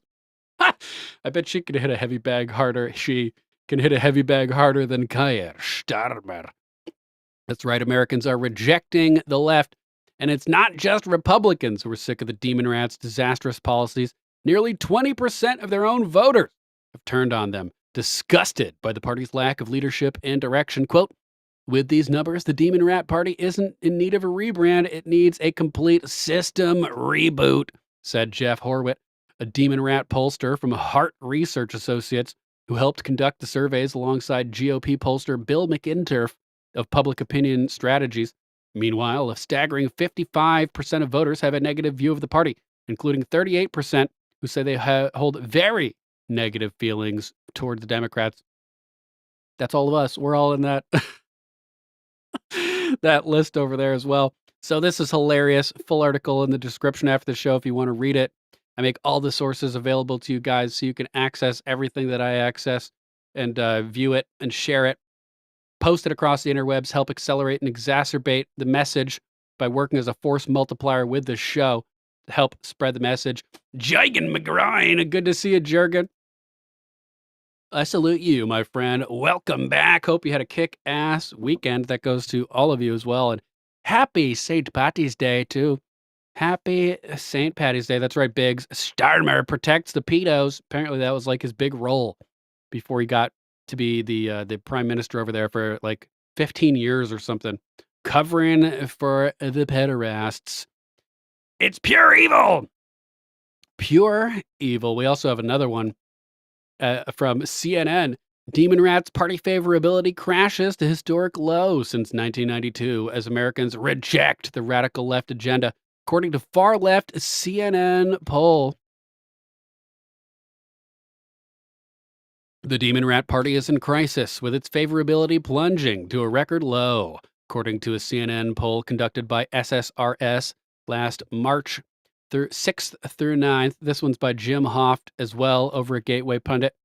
Even the far left network couldn't hide the reality. Americans are fed up with the radical policies, incompetence, and endless political warfare pushed by today's Demon Rats. And if you guys like the show, make sure to hit that follow button, smash that like button, and most importantly, hit that big, beautiful join button so that the show can continue to exist. Unfortunately, I'm sponsor-less, so I'm relying on you guys to make the show stick around, to keep us active. Although you can also purchase our merch and everything at our link tree at Common Censored. You can find our affiliate link to Golden Cocoon EMF products to pick up modern day, newfangled tinfoil hats. They got beanies, a couple different varieties. I like the Sledge beanie, this one. It's lined with silver to create a Faraday shield around your head to protect your brain from harmful 5G and Wi-Fi and all that stuff. Mama Mac says that it helps her with headaches as well, because we're just constantly being bombarded. So check out the Golden Cocoon affiliate link at our link tree. You can also find merch with our show logos and stuff, and we have our books, Common Sense, first edition revived, made from high-resolution images of a first edition January 1776 copy of Thomas Paine's Common Sense, the book that forever changed the map of North America. We have our redacted version as well, Common Censored, our eponymous title, which makes it impossible to read the ultimate free speech First Amendment coffee table gag book inherently, begging the question, is a revolution against tyranny even possible when the public commons, the free marketplace of ideas, is stifled and suppressed? Sin Lu Wu, you bought the books on Amazon? Thanks so much. Hope you enjoy them. The redacted Common Censored is just, it's funny, man. It's funny, throw it on a coffee table. It's a good conversation starter. Plus, it's just hilarious to pick up a book that you can't actually read. It's like it's like a paradox of some variety. So thanks, Senluo. Appreciate you picking up copies of the books. Means a lot to me. The poll over at CNN reveals that only 29% of Americans hold a favorable view of the Democrat Party, a historic low in CNN's polling history dating back to 1992. That's a 20-point drop since Joe Biden took office in 2021, when the liberal establishment still clung to the illusion that the presidency would be a success. But as Americans watch cities crumble, inflation skyrocket, and crime spiral out of control, support for the Democrat Party has collapsed.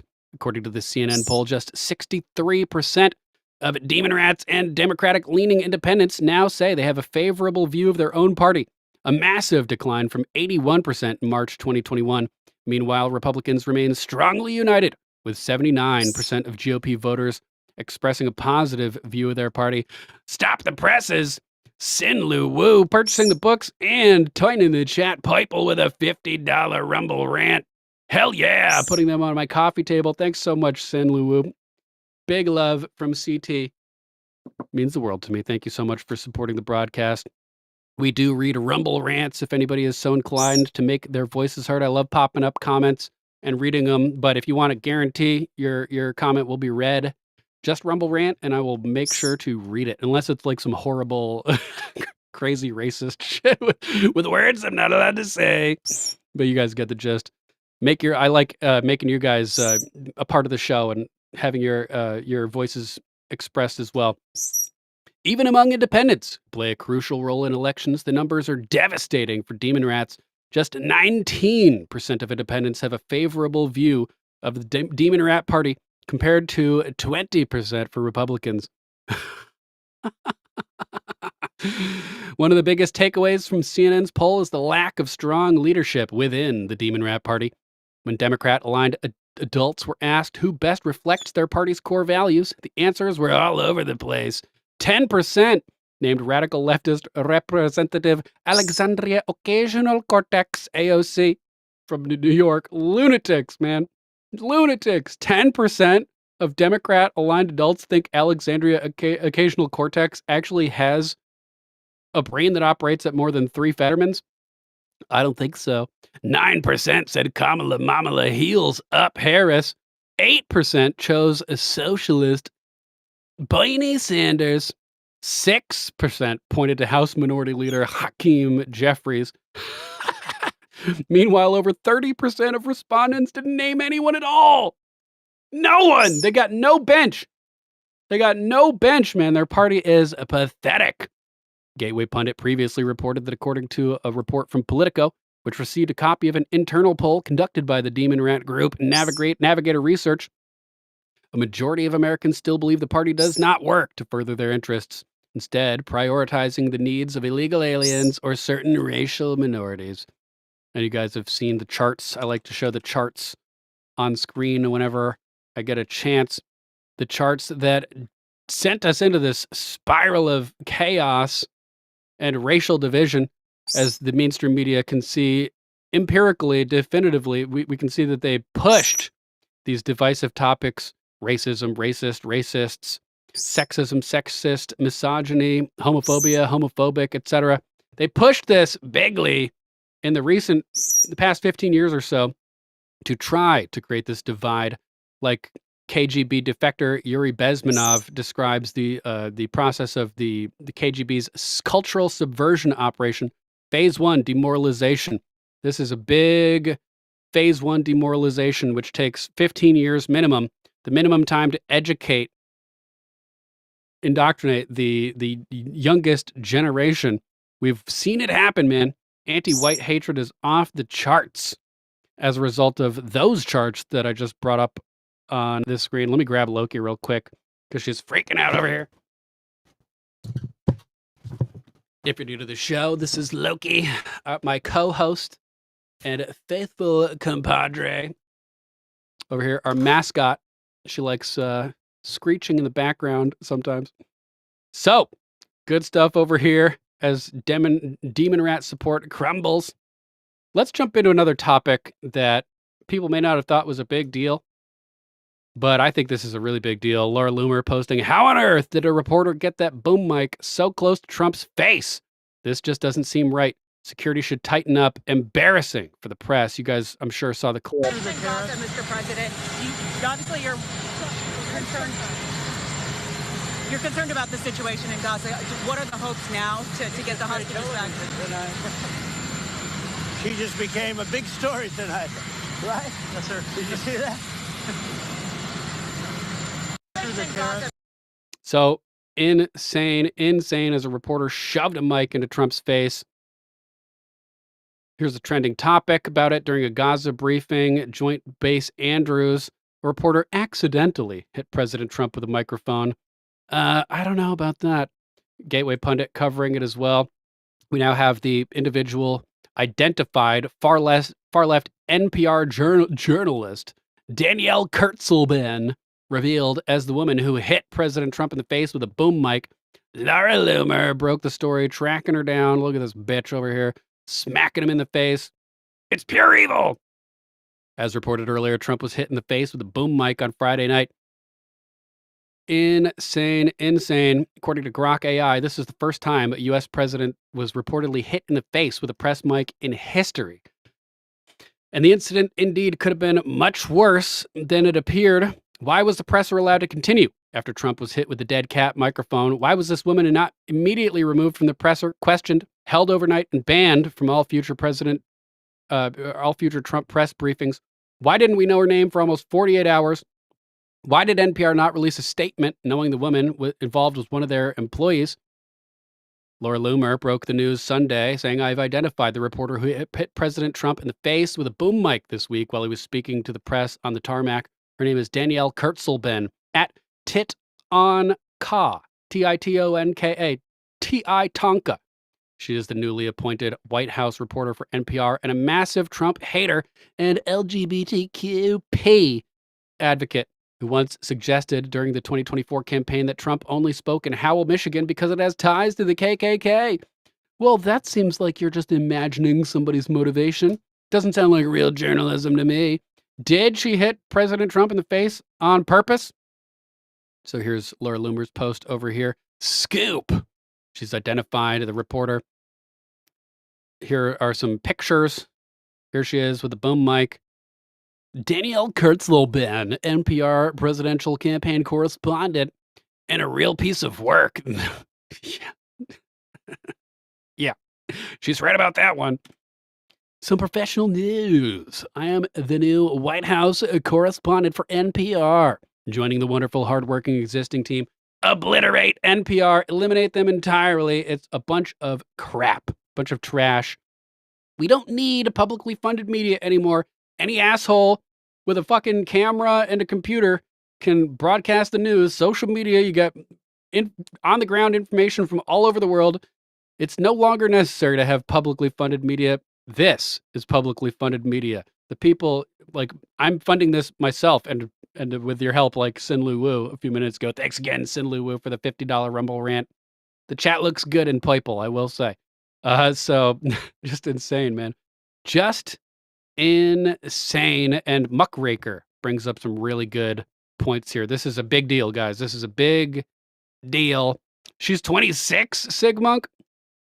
Oh my God. She's 26? She does look 62. Holy fuck. That's crazy. All right, so Muckraker. This is really important. Really, really important. Muckraker says, an assassin with a ricin-tipped microphone, or fentanyl, an amount of only a few specks of dust would suffice, could kill the president in this manner. This is a security failure. How many attempts on Donald Trump's life must be made before Secret Service tightens up? They did a full analysis over here with an article about it, but they have another post breaking down some of the important angles. The public demands answers from Secret Service on the following. 1. Why didn't Secret Service immediately step in and take Donald Trump away for screening to ensure that he had not been poisoned? A speck of ricin, 1/100th the size of a grain of salt, is enough to kill a man, and even more potent chemical agents exist. 2. Was the woman holding the microphone held for questioning, and was her equipment tested for poisonous compounds and elements? Good question. 3. What will you do to ensure this does not happen again? Find the link to the full analysis in the thread below. This is a big deal, man. You cannot allow this to happen. This stuff could have been dusted with harmful chemical agents, like they said, or biological weapons, fentanyl, ricin, you name it, all kinds of potential deadly options that could have been used to just give them a light dusting. You guys might remember the KGB umbrella gun, which looked like an umbrella, but it contained a little tiny little ball bearing that was hollowed out, filled with ricin, and then coated with like the same coating that they put on pills. So they walk up to you with the umbrella, they blast the umbrella into your leg or whatever. You think you just got hit with an umbrella, and then 3 days later you're dead from flu-like symptoms, pneumonia-like symptoms. Polonium 210, another good one there, whiskey peddler. Exactly. Donna, great. Now they're giving ideas. They are giving ideas, but they're also letting the Secret Service know that these ideas exist. So it might give them ideas, but I think more importantly, it's telling Secret Service to get your fucking act together, man. Completely insane. Donna, by the way, good to see you, Donna. Hope you had a great weekend. Thanks so much for joining us today. We love Donna. And I saw Ed also. I forgot to give Ed a shout out earlier. Ed Hoskins was in the chat. We love Ed. We love Ed. And I'm not just saying that because I'll be in trouble if I don't say it. We do love Ed. Thanks, Mama Mac. So yeah, this person should have been detained. That equipment should have been tested for harmful substances. And if it wasn't, and if she wasn't, then this is a big problem. And they need to tighten the gaps in security big time. They should change the rules. So instead of using boom mics from a close distance, they should only be able to use focused beam microphones that pick up sound from a distance, like they use on movie sets in a lot of cases and stuff like that. You could do that. You could send that little beam, that cardioid style microphone with its narrow focused range pointed at Trump from 20 feet back, 10 feet back even, and you'd be able to get decent quality audio. So this needs to be addressed bigly. We have another crazy clip over here from from Alex Jones interviewing Michael Yon. Breaking: Trump set to launch military takeover of Panama, says investigative journalist and Panama Canal expert Michael Yon. Oh no, what's going on? Well, I just got a message from one of Trump's close advisors a couple hours ago. I mean, I think we're going for the canal, bottom line. And I think we should, bottom line, right? Skip past everything and just get to the bottom line. I think we should, and I think we will. Now, most of the Panamanians, I think, or at least let's say half, that would be probably directionally accurate, want us to take it back. So if we do it nicely and wisely, we can probably do it with minimal dramas. I'm putting my war hat on now, not the analyst hat, but the sort of war hat. And a couple of months ago, I published, if we're going to do something, might be around, say, 14th of March, right? Or one of these full moons or a new moon, either when it's dark or when it's bright. So when I'm thinking in a war mind, I'm always paying attention to the moon. The moon affects operations greatly. And I've written about this many times over the years when I was in wars. And so, you know, Saturday night, the full moon was still like 98% illumination. I'm like, I forgot to watch that big ass eclipse that occurred over the weekend. But whenever I hear Panama, this pops into my head. I just couldn't resist, man. It could be a good night. And then the lights went out, right? Because the explosion. So the lights went out over most of Panama, actually. And then, you know, the hotel. Yeah, you guys hear about that? The thermoelectric power plant in Panama had an explosion, and they had a total blackout across Panama over the weekend. Insane. And whatnot, their generators kicked in. And Panamanians immediately that were still online because, you know, their phones were working, were like, you know, hey, the Americans are invading. And I thought, well, let's watch. I didn't see any flashes of light. Nobody was messaging me, and we did not invade. I don't know what that was about. Obviously, it was something, and maybe it was a coincidence, maybe not. But if we do... Yeah, that's right, Katie B. In order to be able to predict and understand evil doers, you need to be able to think like them. And so many people assume the good in people that they just can't think in that mode, and they get taken advantage of and screwed over by evil actors that they just never see coming. So that's a big, important thing. Got to be able to think like the enemy in order to avert their attacks. Something militarily, it'll probably be on a dark moon or a bright moon. I don't know. We'll see what happens. Now, at this point, all the compass needles to me are pointing towards military invasion. That's the way it looks at this time. Of course, things could change. You never know what's going to happen until you do it, right? I mean, are people going to fight back? Or actually, are we even going to do an invasion? I think we will, but I don't know that for a fact, obviously, until time passes. Now, every time you go into combat, the enemy has a vote. Will they fight back? Because even in 1989, many of the Panamanians did not fight back because they didn't want to fight America. They wanted us to come, many Panamanians, and others fought back and they were killed. We had SEALs killed and Rangers killed and others killed. I mean, it was a fight. It was a proper fight that happened all around me here, right? And then the United States obviously showed that, hey, you're not going to be allowed to do these things. That was after they killed some Americans, by the way. Real quick, sorry to interrupt. I see people in the chat talking about tornadoes down in the south and north, all around 10 tornadoes in T. McGroin's area. Billdoser's work vehicle, which he had parked at work, was trashed by a tornado. Fucking crazy, dude. Thankfully, Billdozer and his home and family are okay, but a little bit too close to home, a little bit too close for comfort for me. There were some Americans killed in the streets, and Americans were very angry. That's why I think if some Americans get killed, say here this week, I would expect a military response very quickly, right? And an obvious target would obviously be somebody like me, who's high profile, right? And so they could do it. And then if they do it, I think you'll see Rangers and Delta and everybody coming in and doing their thing, right? 82nd Airborne is training to come in right now, right? And so these things are public. I'm not saying anything that's not public. Trump has openly stated that he's told the military to make plans. Of course, they've already got plans. And that's a great axiom there. Katie B says, peaceful as a dove, wise as a snake. Yep. Gotta have full spectrum awareness. And our military is here. Our special forces are here. They've been here continuously since forever. I don't know if there was ever a break in that. And even during the invasion, we had troops stationed here, right? I mean, some of the invasion took place from here, right? Even without the canal, Panama is absolutely vital. Even without the canal. But with the canal, it's unbelievable. I mean, we just have to take it, right? And, everybody who is somebody either is very well versed in Panama or has been here. There's a statue of Albert Einstein.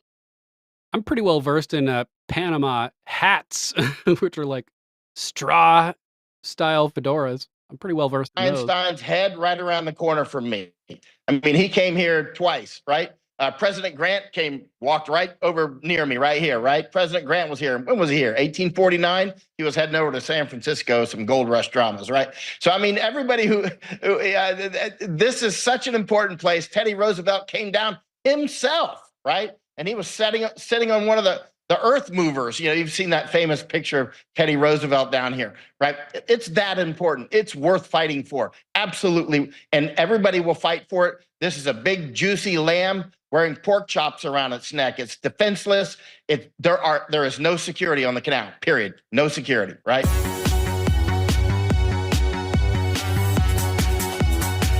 Ladies and gentlemen. Crazy stuff, man. Crazy stuff. How about this one? Dumber decade. Report shows human reasoning, attention, problem solving declining substantially since 2010. That 28 character limit or whatever on X, on Twitter back in the day. I said, this is going to ruin people's attention span. It's going to make people dumb.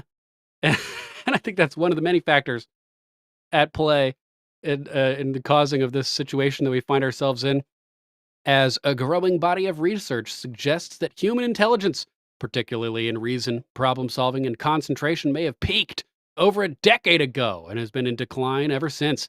Data from international education assessments and studies on adult cognitive skills reveal a concerning trend. Individuals across all age groups are struggling more with focus, logical reasoning, and numerical understanding. This is big. Logical reasoning, that's a major thing, and I encounter people all the time whose logical reasoning, critical thinking skills are just non-existent. It drives me freaking batshit crazy, man. On Friday, the Financial Times of Britain published an essay, quote, Have humans passed peak brain power? No. You're just being all being dumbed down intentionally. We're on the way up. We're on the upswing of the Yuga cycle, having just exited the Kali Yuga, the Dark Ages, into the new Iron Age, in my opinion. So we're on the rise. But there's people who want to shut us down and prevent us from reaching our full potential. And they're employing a myriad of tools towards that end, in my opinion. So this Have Humans Passed Peak Brain Power study addresses these concerns and presents the startling evidence. It's available here. Link will be in the description if you want to check out the details of the full thing. This is over at archive.ph. Have humans passed peak brain power? No, we only use like 10%, 10, 11% of our brains right now. Nowhere near peak brain power. Long-term decline in cognitive skills. Recent results from the Program for International Student Assessment, PISA, an OECD-backed international exam measuring the reading, math, and science skills of 15-year-olds indicate that test scores have been declining since 2012. Not my test scores, baby. I was online at, I was going to school at Arizona State University online a few years ago for electrical engineering major, and I scored 100% on my Calculus 2 final. So numerical understanding is something that I'm still capable of doing, at least. But that is insane. While much of the recent discussion has focused on the educational disruptions caused by the COVID pandemic, the data suggests that the decline in cognitive performance predates the pandemic by several years. Oh, just several years? Whiplash McGash, good to see you. Thanks for joining us. Whiplash says, how's it going, gang? Everybody good, I hope. People are decent. Outlaw Dogs dealing with some family stuff. I'm not sure exactly what's happening. Bill Dozer's son is sick. He's sick also. He's not going to be broadcasting tonight with the flu going around. Things are all good over here, though, bro. Appreciate you asking. But yeah, we've talked about this before. The dumbing down of Americans specifically has been going on for decades and decades, as I've showed you before. And I'll show you again.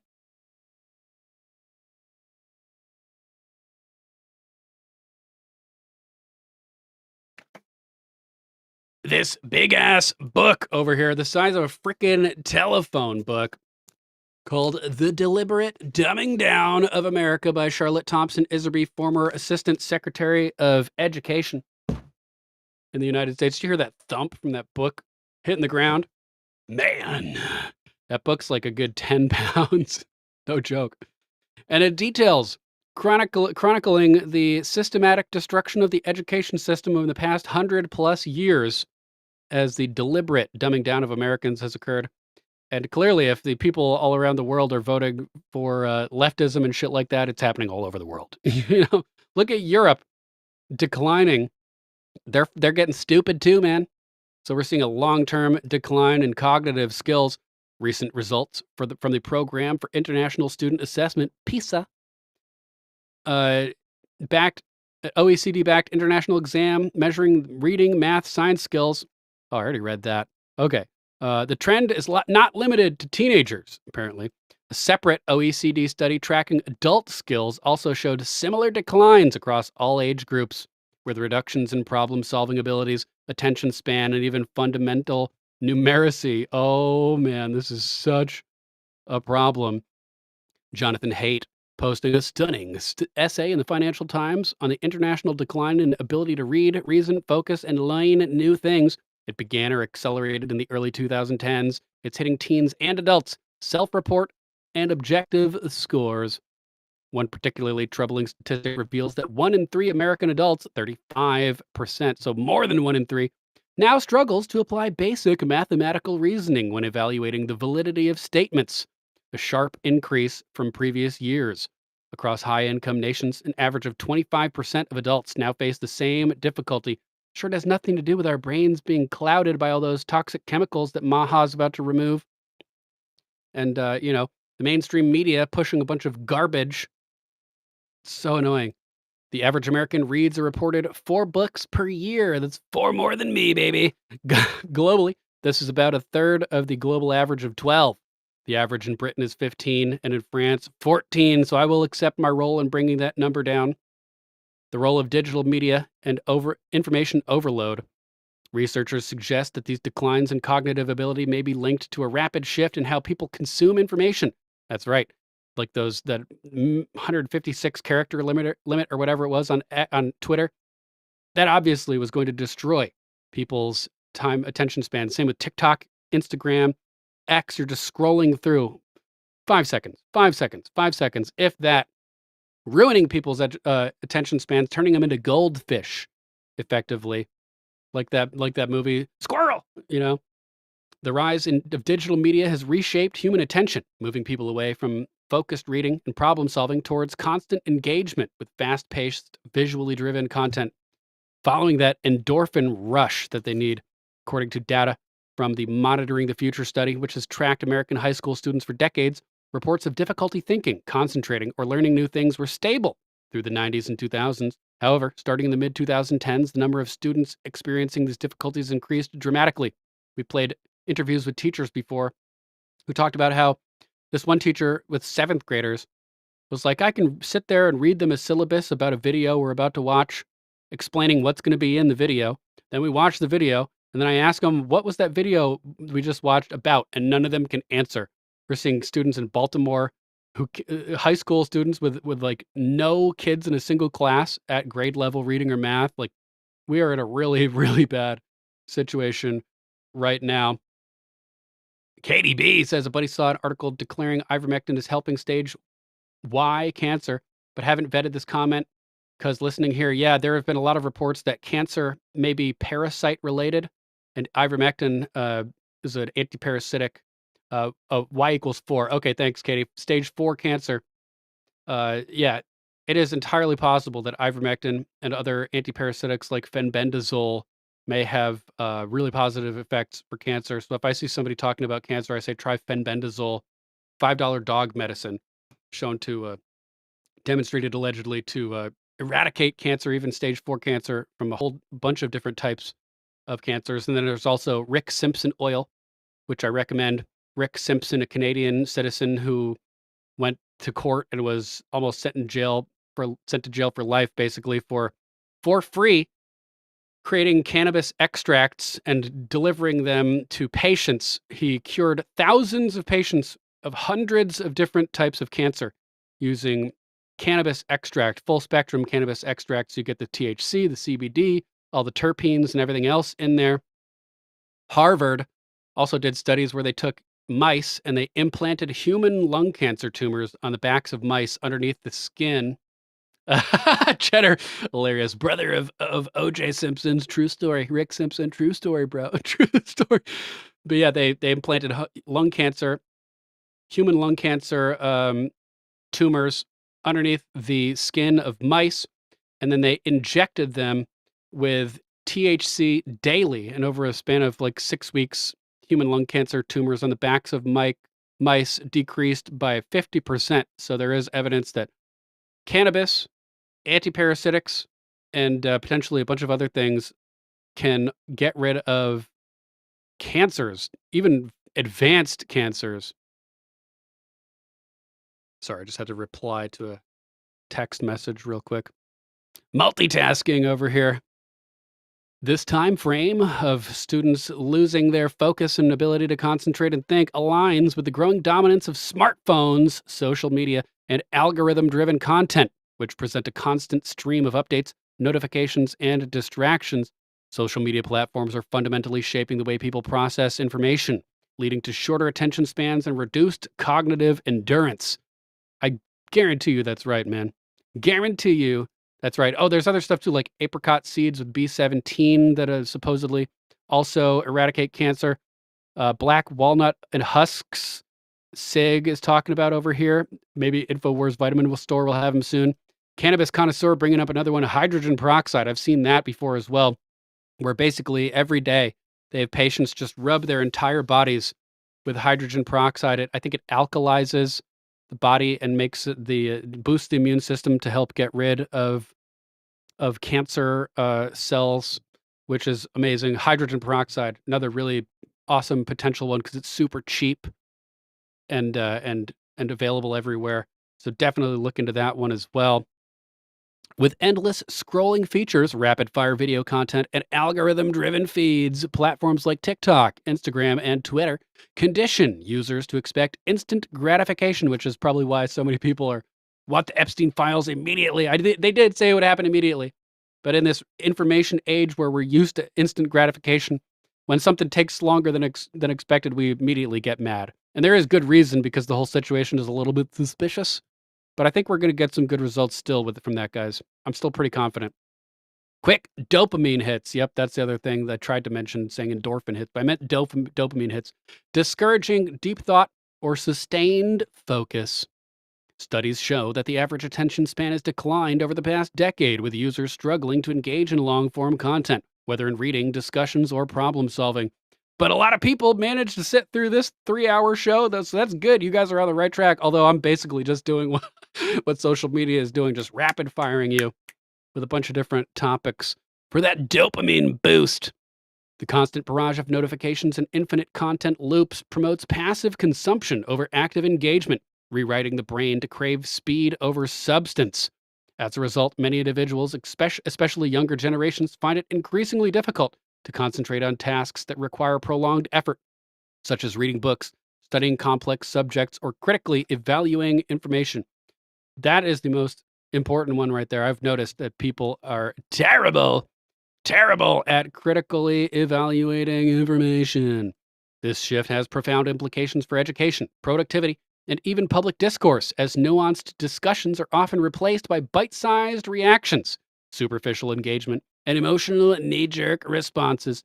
In his latest book, last year's The Anxious Generation, social psychologist Jonathan Haidt warns that the rise of smartphone culture and social media addiction is fueling a crisis in mental health and cognitive development, particularly among young people. This is the guy whose post we saw earlier up here, Jonathan Haidt, H-A-I-D-T. Haidt argues that these shifts towards constant digital simulation has led to a decline in attention spans, reduced problem-solving abilities, and increased anxiety levels, especially among teenagers who have grown up with social media and a dominant force in their daily lives. And they get anxiety, and they put them on anxiety medication, and that further reduces their ability to think because they're in fucking la-la land all day.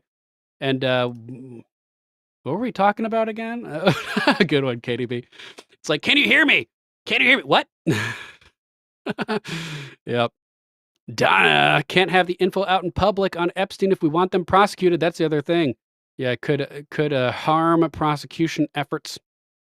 Cannabis connoisseur saying they have an attention span of about 3 minutes. That's pretty generous. Pretty generous, cannabis connoisseur. So there's more information on here about reading declines, with how when passive consumption rises, how the changes may not even be reversible.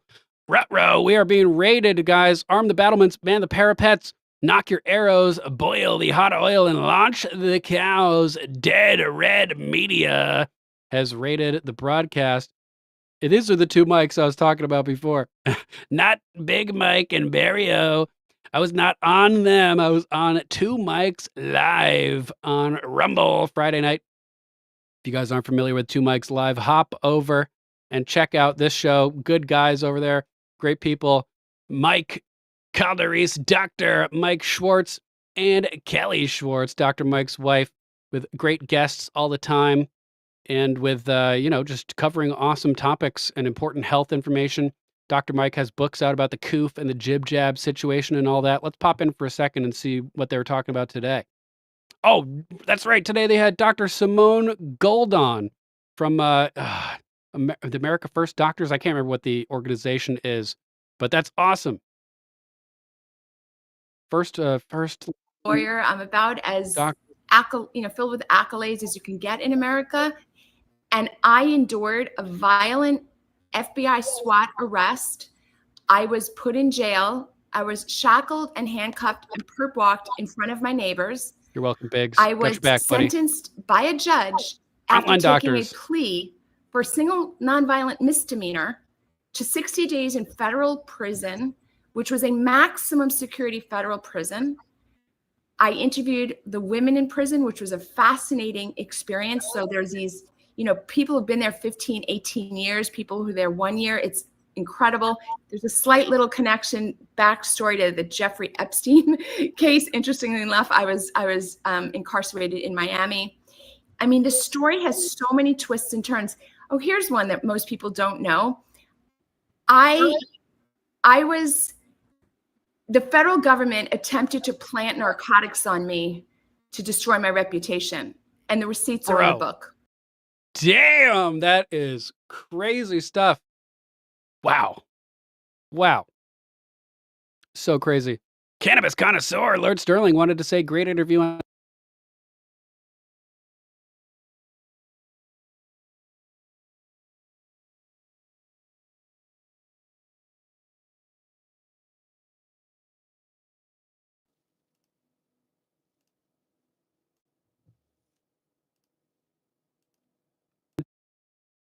Sorry about that, guys. EV Mux glitching out as happens occasionally. But yeah, I had a great time over at Two Mics Live with Dr. Mike and Mike Calderese.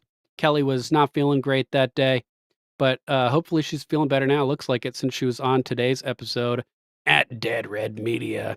Thank you guys so much for rating. Appreciate you bigly. If you're not already subscribed over at Two Mics Live, hop over, hit this follow button, smash the like, give them your views. They deserve it. Good people, great content. So thanks again. And if you want to check out this full article on the cognitive decline worldwide, dumber than ever, or a decline in cognitive capacity. What is the article title over here? Dumber Decade. There you go. Report shows human reasoning, attention, problem solving declining substantially since 2010. Check this out. Dr. Mike, this might be a topic you might want to jump on and analyze that.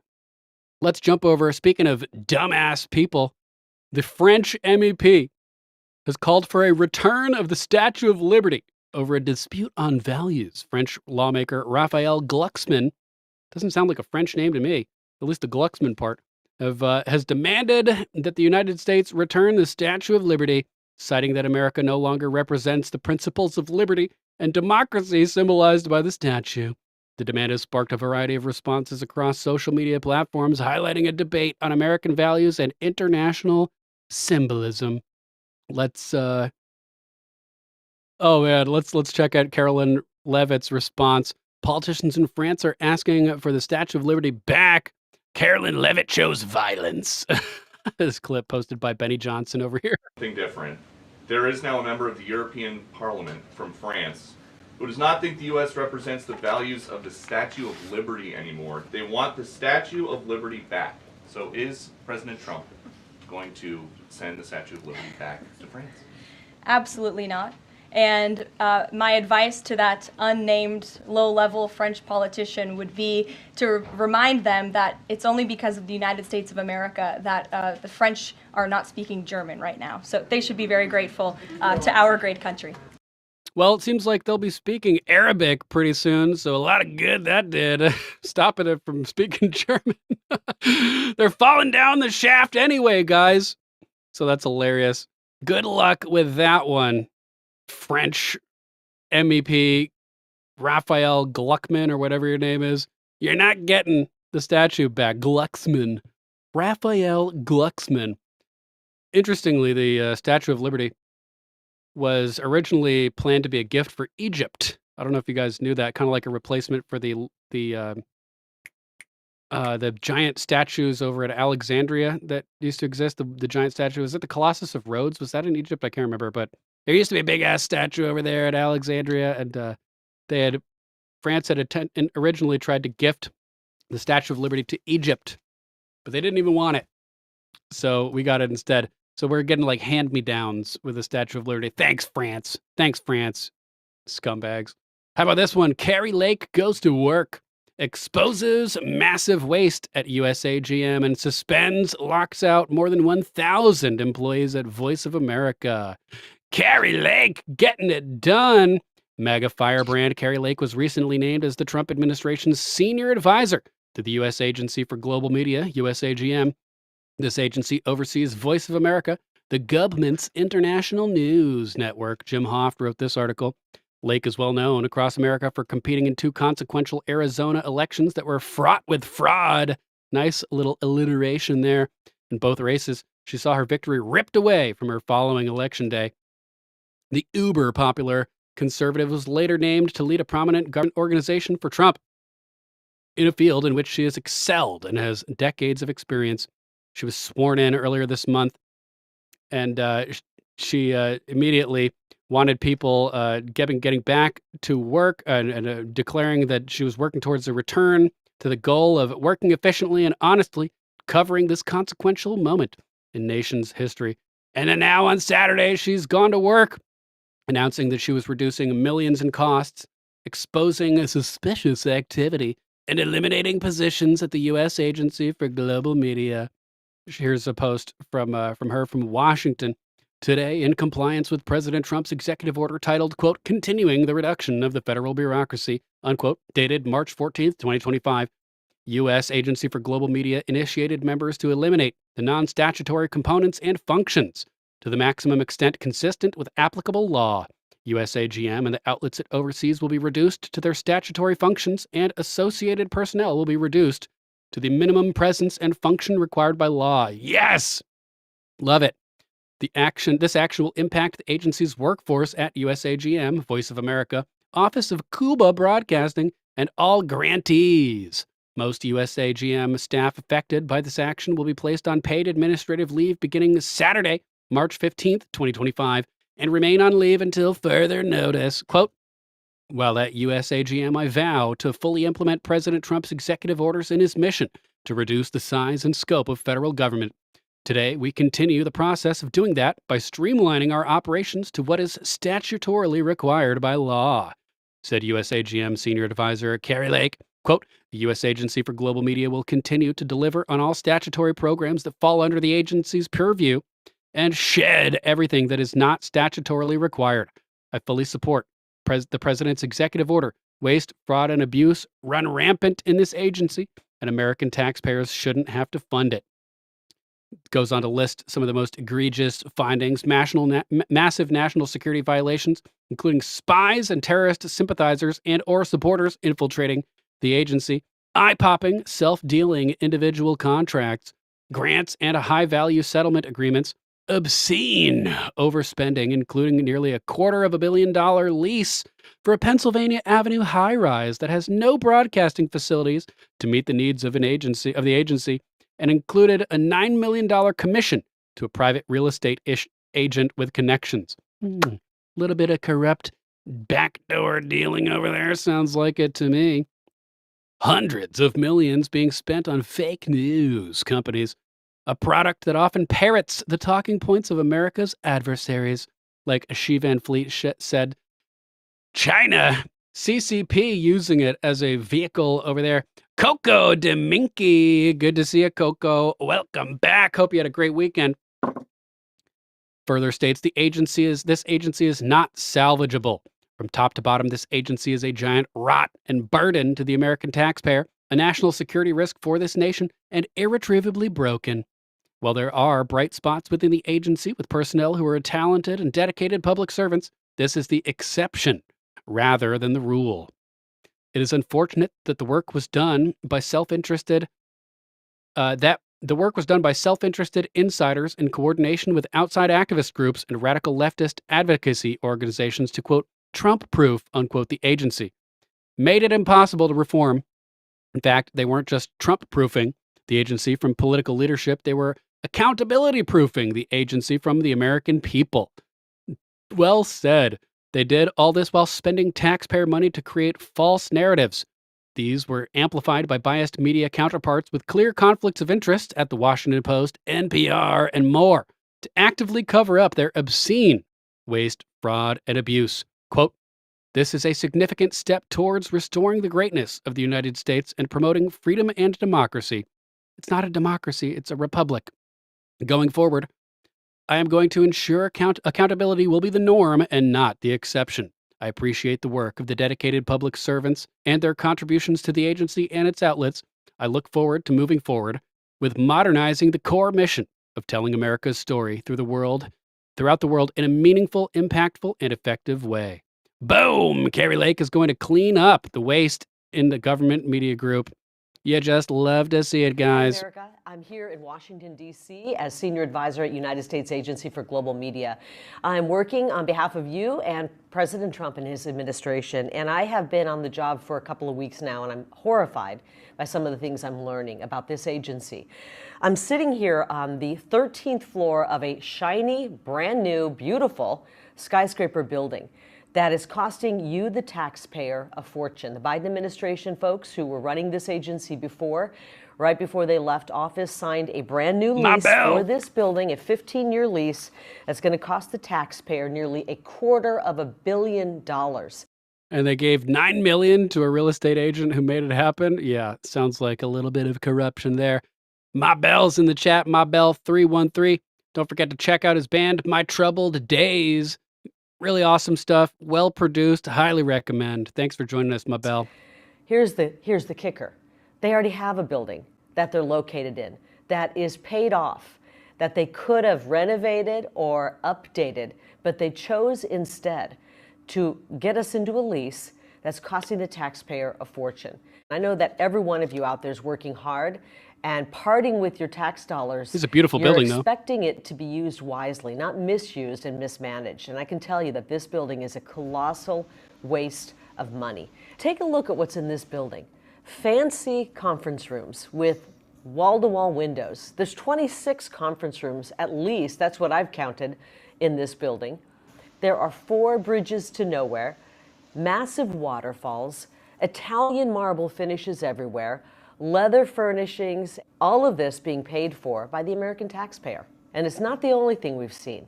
We are seeing grants where they've taken the grants and they've changed the contracts just days before we got in here to make it less transparent for us to find out where the money's going and what's happening with these grantees. It was an obvious sign that they wanted to keep us from finding out anything that we could possibly go in and change and make better for the American taxpayer. It's pure I want you to know evil! I'm hard at work here in Washington, D.C. I'm working to make sure that we are not being bilked out of our hard-earned dollars. And we're going to make sure we're doing everything we can to cancel contracts that can be canceled, save money, downsize, and make sure there's no misuse of your dollars. That's right. That's right, Donna. It's easy to spend others' money. If it was out of their pockets, they'd think twice. Agreed. Agreed. KDB saying pray for the safety of Carrie and others. Tammany Hall was told, quote, hold my green beer. Indeed, definitely pray for the safety of our champions. We need it. They need it now more than ever before. How about this one? I saw this story earlier today on Gateway Pundit. A good one from Christine Layla. Got me on my knees, Layla. Just in. Fani Willis ordered to pay big money for intentionally violating open records laws in bogus RICO case against Trump. Ruh-roh. Before we continue, let's go ahead and terminate the YouTube video feed. Go Rumble and X collusive. Here's the link if you're watching on YouTube. Come join us on another platform, Rumble or X, where we can speak freely, where the water is warm. If you can't make it, we'll catch you on the flip side. But until then, let's get ready to rumble!